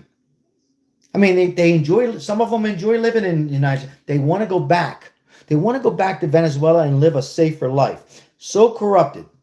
And we had a president and administration run by sleepy Joe Biden and a team that did not care, certainly about wars. They got us into wars. All they care about was one thing. It was opening up borders, letting people coming over, taking our money, our tax-paying money, and our taxes, 30, 40%, hardworking Americans struggling here in the United States as we help out the homeless, boots on ground each and every day, and there's people not getting money. And they didn't care about narcotics or drugs. They cared about Mexico, Venezuela, China, and other parts of the world coming over here illegally. Why? Why? To get the votes. Why the votes? To take 50% like California and make it all blue and take advantage and make it socialism like Cuba. That was on their agenda by AOC, old lady Nancy Pelosi, Pete Buttigieg, Bernie Sanders, Barack Obama, who started this mess, and a lot more. So we're moments away of, here's a photo of Mar-a-Lago. We have Trump? Do we have Trump? Hold on. Of Nicolas Maduro and his wife, President Trump revealing the two are now en route to New York. U.S. Attorney General Pam Bondi vowing to bring the pair to justice over long-standing narco-terrorism charges. A detailed 2020 indictment in the Southern District of New York. We're all over the global reaction as Venezuelans and the world. I got to see how much battery life I have, guys. Let me see. We'll bring you the okay, I got a little bit of battery life. I'm going to have to charge up. Mar-a-Lago, the Winter White House. First, let's get to Jackie Heinrich, live in the North. I might have to charge up, so hold on. On this strike. Good morning, Jackie. Good morning, Brett. President Trump revealed the Venezuelan dictator Nicolas Maduro and his wife are on board the USS Iwo Jima, the amphibious assault ship heading back to New York, where they will stand trial on narco-terrorism charges, charges that date back to the previous administration. The president revealed that he offered Maduro several off-ramps to avoid this operation. They spoke as recently as a week ago, and after reaching no conclusion, the president authorized this operation, which was actually slated to happen 4 days ago, but it was delayed for better weather. The president said, aside from some injuries to U.S. forces, which we are still awaiting details on, this was a massive success. There were no U.S. aircraft lost. And how this all was carried out, the extent of the injuries to U.S. forces, and what the president sees as the next steps for Venezuela are top of mind for him to answer in that 11 a.m. press conference, including whether the U.S. intends to throw its support behind the Venezuelan opposition leader, Machado, or if the sitting vice president potentially will come to some sort of an agreement with the U.S. Here was what he said this morning in an interview on Fox and Friends. Are you going to fully support her to take over to run the country? Well, we're going to have to look at it. Right now, they have a vice president, as you know. I mean, I don't know about what kind of an election that was, but, the election of Maduro was a disgrace. He had an election that was a rigged election. And the people have no love for him, that's for sure. He had very little loyalty, if any loyalty. He was a dictator who was a tough cookie, and he ran it tough, and the people can't believe they got so lucky. The president also indicated many of Maduro's allies have been turning on him since he was captured, and that he doesn't have a lot of support that President Trump believes will be a problem for the future of Venezuela. Congressional leaders indicated they didn't get any advance notice, but the statements they've been putting out have framed this more as an extradition than a military operation aimed at effectuating regime change. House Speaker Mike Johnson said he spoke with Secretary of State Marco Rubio and War Secretary Pete Hegseth in the last several hours, said today's justified operation will save American lives, and quote, save American lives. Is that what we're about? Saving our lives, right? illegal drugs. keeping us safe? Yes or no? Country. In the chat. Yes or no? He's been properly indicted in U.S. courts and an arrest warrant duly issued. And today he learned what accountability looks like. The Trump administration is working to schedule briefings for members of Congress when they return to Washington next week. Of course it is. Of course it is. Thank you. That, saying for years, Nicolas Maduro, the cartel he leads, and other cartels in Latin America have trafficked drugs into the United States, which have killed hundreds of thousands of Americans. I spoke to Secretary Rubio early this morning, and I look forward to receiving further briefings from the administration on this operation as part of its comprehensive counter-narcotics strategy when the Senate returns to Washington next week. And the president warned several weeks ago the U.S. would be taking an aggressive anti-drug posture in the region. He told reporters in the Oval Office Colombian President Gustavo Petro had better wise up or he could be next. And President Trump was also We're waiting for a news conference. Trump holds a news conference coming up. Action closer to home, Moments away. Mexico, if it should be seen as a call to action or a warning. We are moments away from hearing for President Trump. No, the U.S. has a good relationship with her. Moments away. But also said that she has rebuffed U.S. offers to take out cartels there, and something needs At Mar-a-Lago, Palm Beach, Florida. 11:04 Florida time. 11:04 a.m. Florida time. Who's in here from Florida? The Israeli Prime Florida. Minister getting ready, the White House pool now in position, and we're just minutes away from this news conference, which you'll see here live. I found it Beautiful interesting Florida. when you started talking about the opposition leader, Maria Corina Machado. She obviously was the winner of the 2025 Nobel Peace Prize. She put out a... We are moments away from hearing from President Trump. Freedom has arrived. We heard moments ago. When asked about that specific... He's very confident president, very happy for Americans. This is a big, guys, don't underestimate this, guys. This is big. We won on drugs. Thank you for putting that in there, James. We won.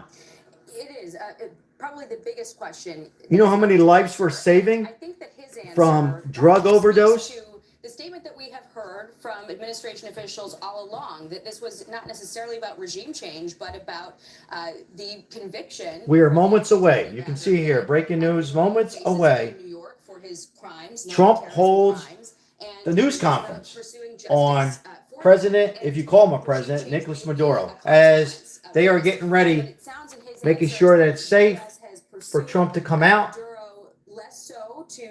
I'm sure you'll see Marco Rubio on his right, and to his left, you're going to see J.D. Vance. American lives are saved, and that drugs and their course into this country are blocked. And what happens with the vice president, who is a sitting vice president, but was elected in a way that the U.S. does not recognize. We have not recognized the government of Venezuela for years because it is illegitimate. The election was rigged, and the president spoke about this morning. So it will be very interesting to hear his answers on what the U.S. envisions as next. So while we wait for President Trump and Mar-a-Lago, do you agree on taking out a dictator and Maduro and his wife? Yes or no? Do you agree?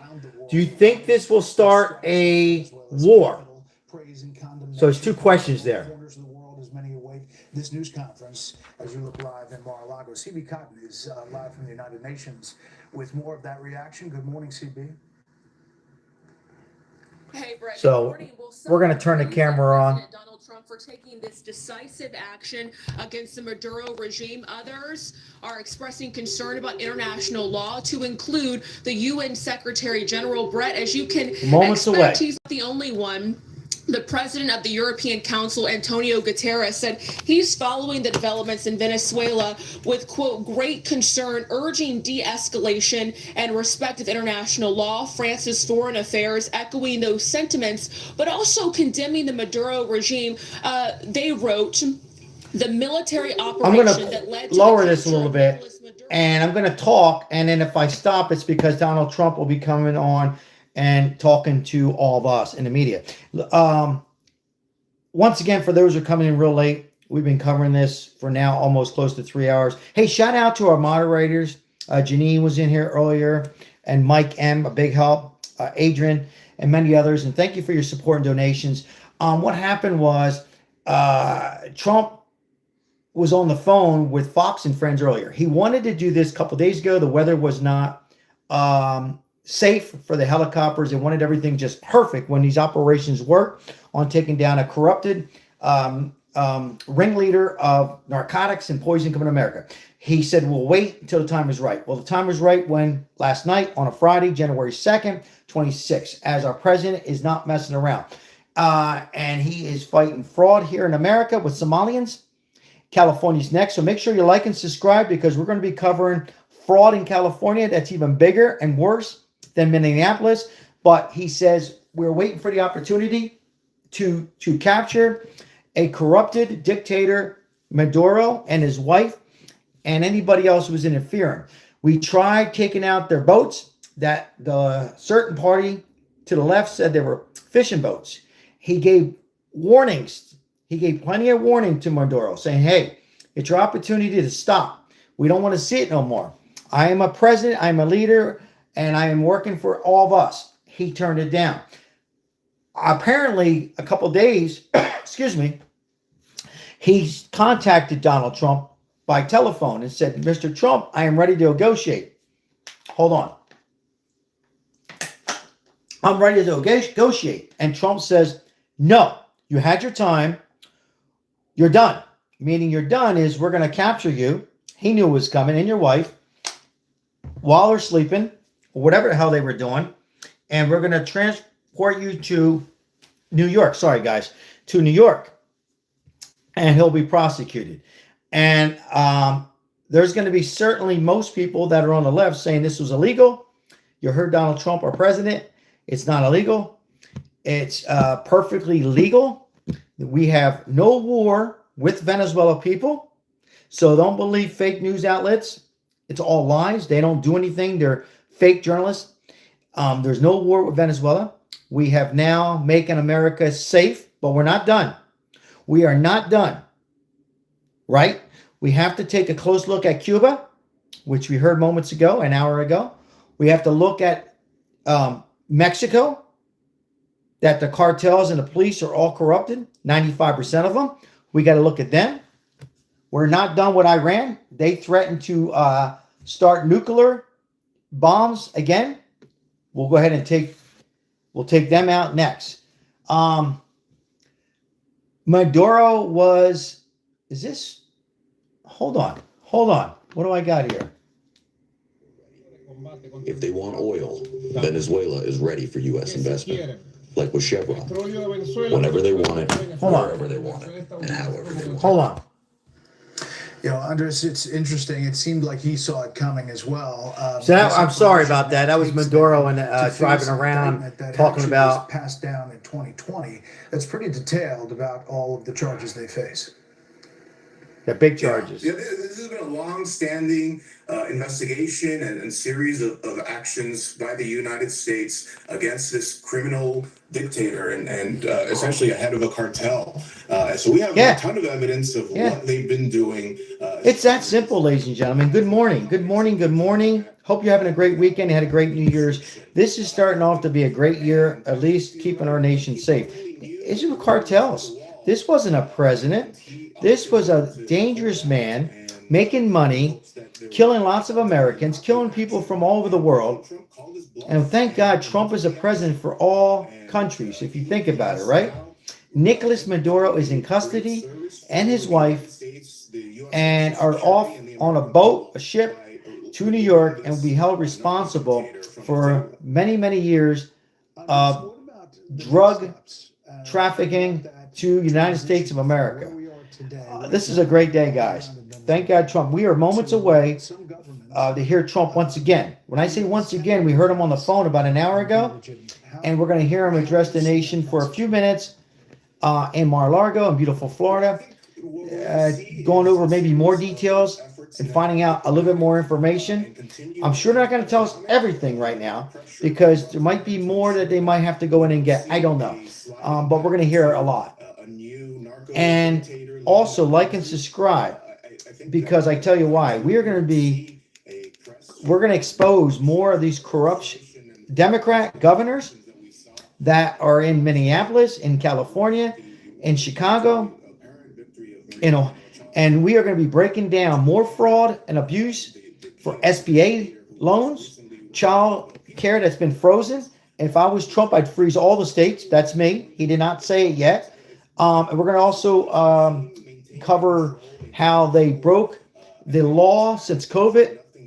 And I mean, they're coming. They're coming. So Trump is not going to stop working.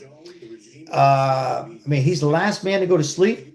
Watching this live, it's amazing. So you heard Trump earlier. He watched it live with his cabinet, and a beautiful accomplishment. So we're moments away. It's about 11:14 now, in Florida, and Palm Beach, Florida, and we're gonna wait and see more details on exactly how this was organized.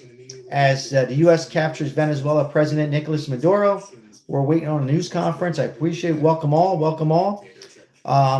This happened late last night and into today, the weekend, as Trump wanted this a couple days ago. But hey, we'll take it today, right? Yes or no? We'll take it today.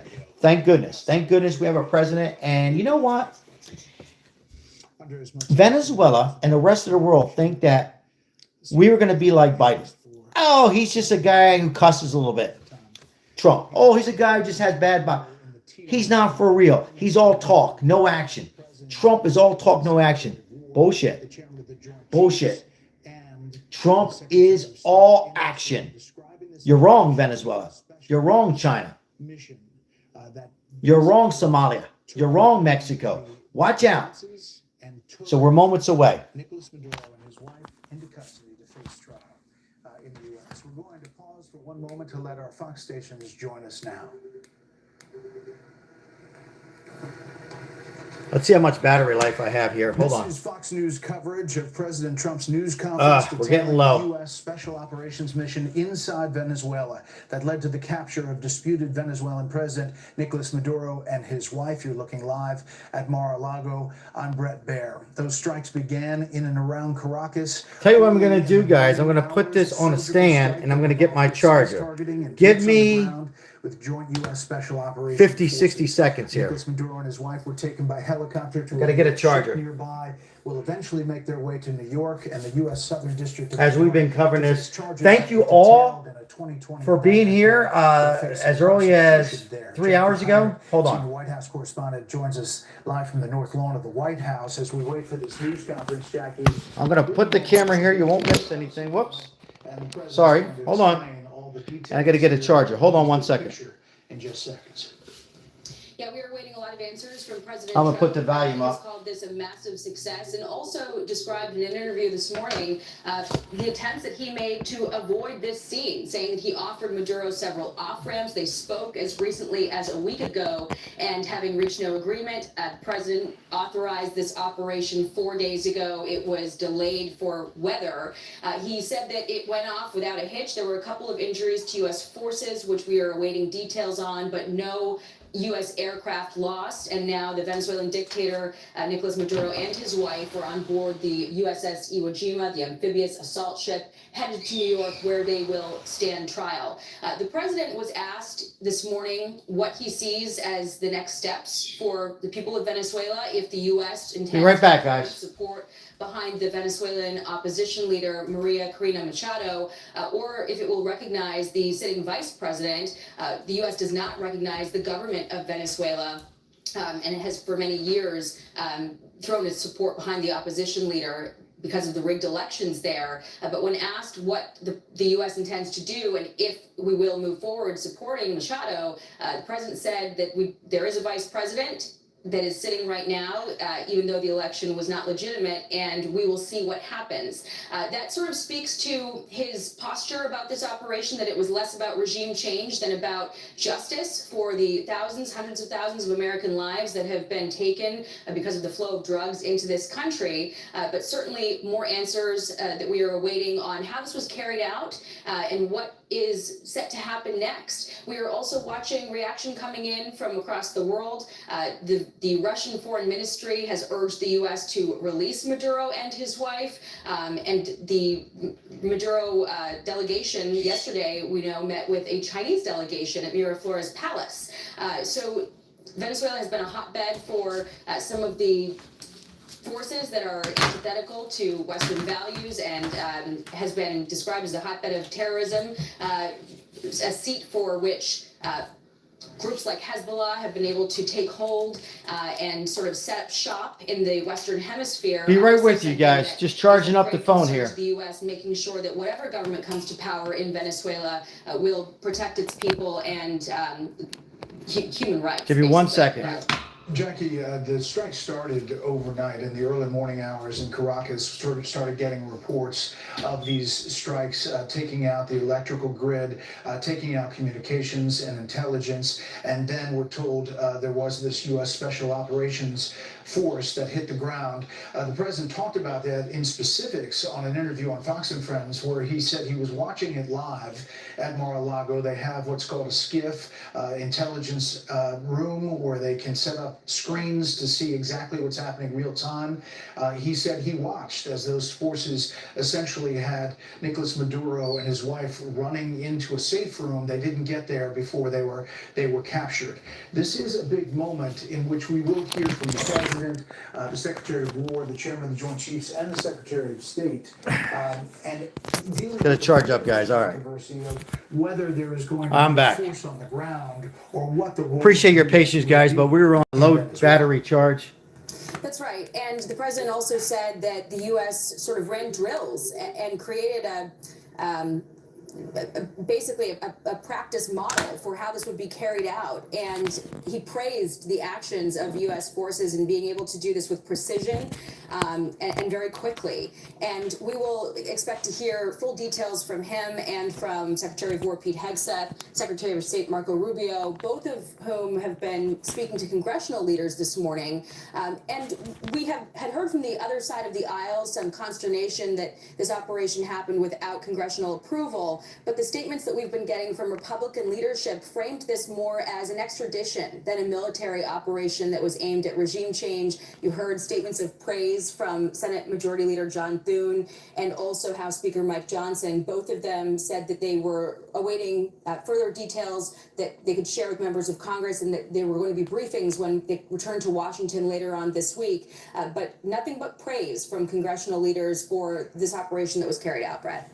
Right. The Republicans, definitely a lot of praise. Democrats raising questions about the legality of this and whether he had the... I'm here, guys. I'm just trying to get a little charge here. There's a phone. For those who are coming in, hold on 1 second. Of the effort to get Manuel Noriega Okay. in Panama. We are moments away from hearing more details on the capture of Nicolas Maduro. I had to go ahead and get a extension cord here and get everything charged up. In Florida. As Fox is breaking down with the panel on their thoughts. Welcome in, welcome in. Good morning, good morning. Was a long time coming. One of our longer lives, but I got to tell you, it's very important to bring everybody up to date. We are moments away from Trump will hold a news conference on exactly where Nicolas Maduro will be going, which is New York, and more details on the operation. And at Mar-a-Lago in Palm Beach, Florida. Local time in Florida is about 11:21. He was supposed to be on 11 a.m., but, you know, they're making sure everything is perfect, safe for him to come on. Certainly got to keep the president safe, and we'll hear a little bit about exactly more what happened. Welcome in, everybody. I'm Sal. Thank you for all the likes and subscribing to the channel. Make sure you have all notifications on as we're covering this development story now for over 3 hours. Whether there are forces that are brought in to make sure that that election, if it were to happen, would be legitimate and not interfered with. These are all questions. As soon as this is done, I'm actually a little late. I need to get out, and I have a big day on feeding the homeless. So I hope that Trump comes on soon, so I can go ahead and get that accomplished as well. We are waiting for Donald Trump and the cabinet, I'm sure, to address the U.S. captures Venezuela President Nicolas Maduro and his wife late last night. Noriega, that was, believe it or not, January 3rd. He turned himself in from the embassy. Thank you, Bama. Appreciate it. Appreciate you, my friend. God bless you. Thank you. Turned himself over to the U.S. The operation started on December 20th, 1989. Also on this day, January 3rd, was the strike on Qasem Soleimani, the Iranian general of the Revolutionary Guard, taken out by U.S. forces in the first Trump administration. So this day has some significance for foreign policy action for President Trump. He's talked about his doctrine, Jackie, as being something that was targeted, specific. He praises the U.S. military. Obviously, this joint force, Delta Force, combination of different U.S. Special Ops mission forces, was very, very. God bless Canada. Welcome in everybody from everywhere. If you're waking up this morning, what it means, big picture in the world, is really something that people are digesting. this is great news. We are not at war. Let me make it clear. We're not at war. Will be very important to the part of his base that is concerned about getting We are embroiled in foreign wars. The taking care of a dictator is what we did, ladies and gentlemen. This is not starting a war. So don't listen or get hypnotized by fake news, CNBC or CNN. Since the U.S. put 15% or whatever it was of its Navy deployed military into the region some time ago. Wawa is not involved. Can you send me a Wawa coffee? We don't have Wawa in Las Vegas. That's kind of funny. No, Wawa was not involved. The only one who was involved here was these drug cartels and the ringleader, Nicolas Maduro. Thank you for being here. We're hopefully moments away from hearing Trump once again. Of this capture, but it was truly about removing. I'm hoping he comes sooner than later because I have a kind of a busy day. I need to go out in the streets. I've had my coffee. I'm ready to go. But you know what? That can wait. This is really important right now, so we'll wait for Donald Trump. There is a legal justification for this action, how it was carried out, and we're moments away. And sort of the scale to which it was conducted. I think the president is going to give us more details on why. More details, exactly. And what President Maduro did not agree to that forced the U.S. to take this action of this scale. Jackie Heinrich live on the North Lawn. Jackie, thanks. We have been given the 2-minute warning. It's actually drawing out a little bit longer than that. Fox News national correspondent Brian Jenna has been following this very closely.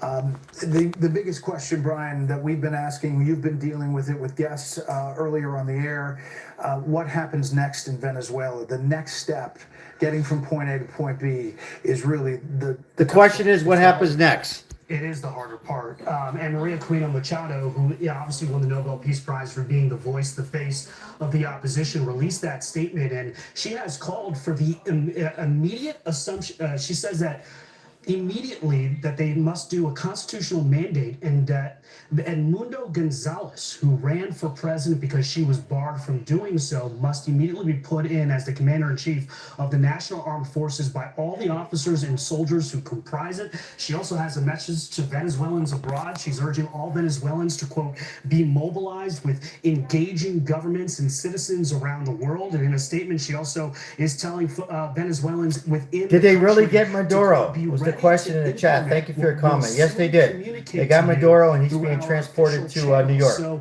while we wait to see what the president is going to say, clearly Maria Corina Machado releasing this statement to mobilize Venezuelans in the country and around the world. You saw those images in Miami, in Doral, Florida. That is the center of Venezuelan life in the United States. And his wife as well. Yes, that's correct. But we have seen in the past when there have been operations. We've been covering this for a little over 3 hours now. That this is the hard part. We were one of the few to break this news on YouTube. Certainly one of the few to cover this 3 hours ago. And I appreciate it's not on notice for those who are on. We had over 1,400 people in the live chat. It's my pleasure to certainly cover a good story. This is good.